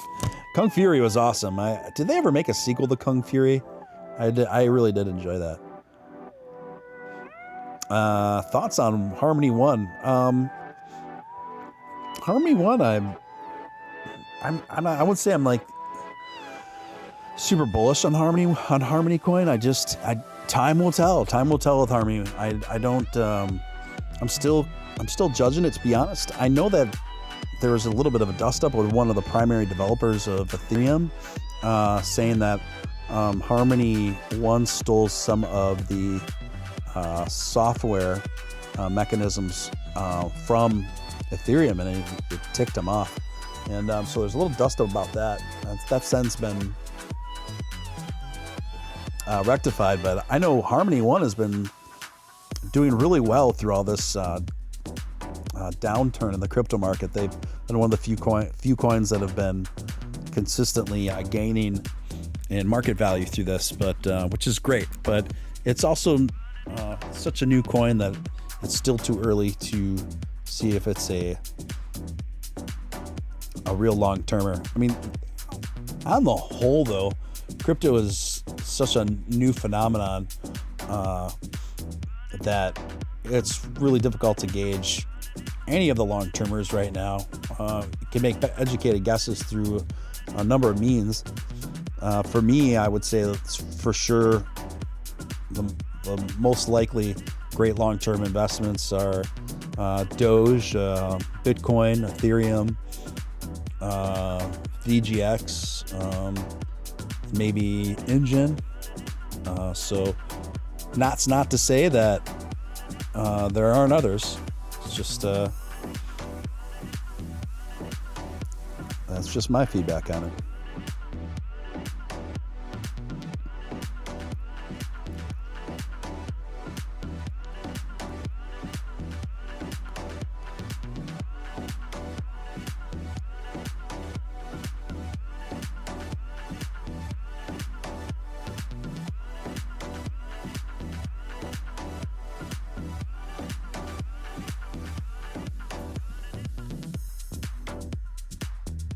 Oh, it looks like I just missed a super chat. I'm sorry about that. I didn't see it on the screen. I was busy.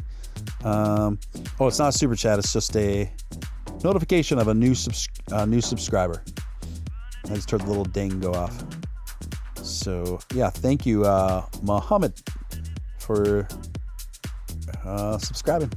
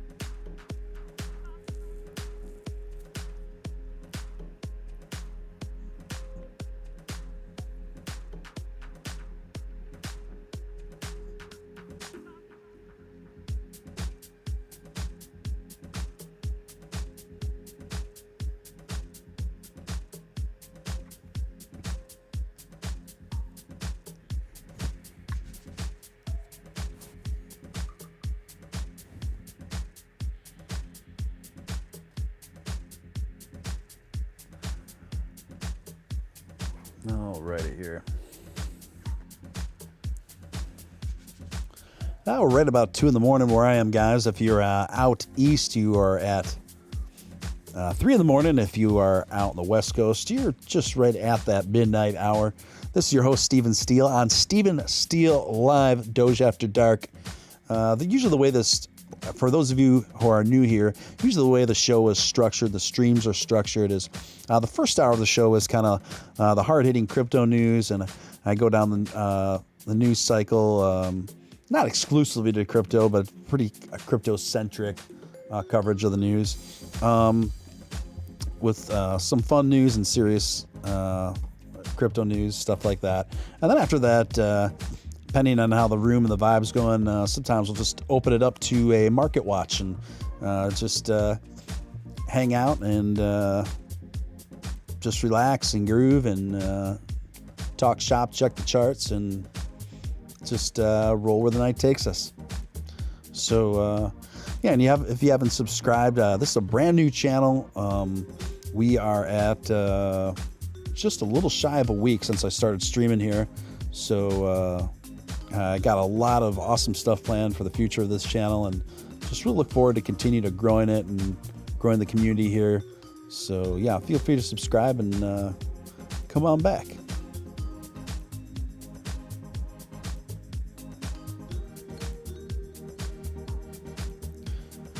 Kung Fury is a movie that came out about 4 years ago and starring the Hoff. It's a bit silly. It's got a Viking riding dinosaurs and kung fu time travel, and he's got a talking Lamborghini. Yeah, it's a really ridiculous movie, but it is a lot of fun. It's definitely inspired by, like, I feel like that whole movie was like based off of vaporwave memes.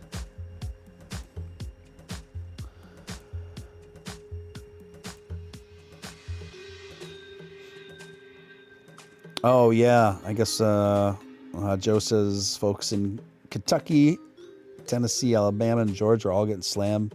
They're all getting slammed with tornadoes right now? Wow.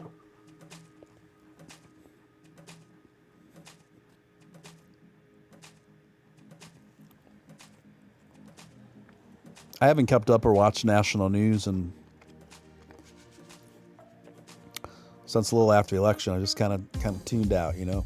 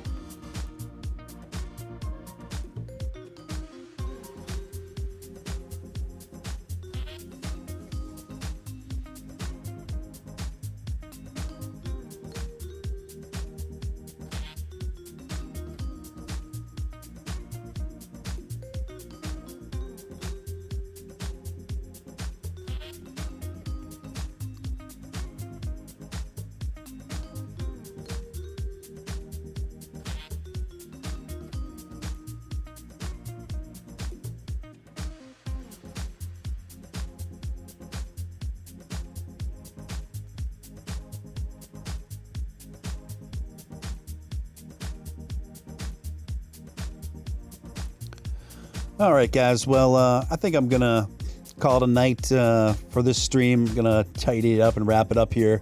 I appreciate you guys joining me tonight. It's been fun. It's been funny, and I hope you found it a little bit informative as well. I'll be back on soon. In the meantime, you can also catch me on Twitter. I'm very active over there. I imagine most everyone in this chat already follows me on Twitter, but in the event that a couple of you already don't, I'm just going to throw my Twitter in the chat where you can find me. Anyway, Thank you so much, you guys. And hope to see you guys real soon. And I'll probably be on tomorrow night. I can't say for sure.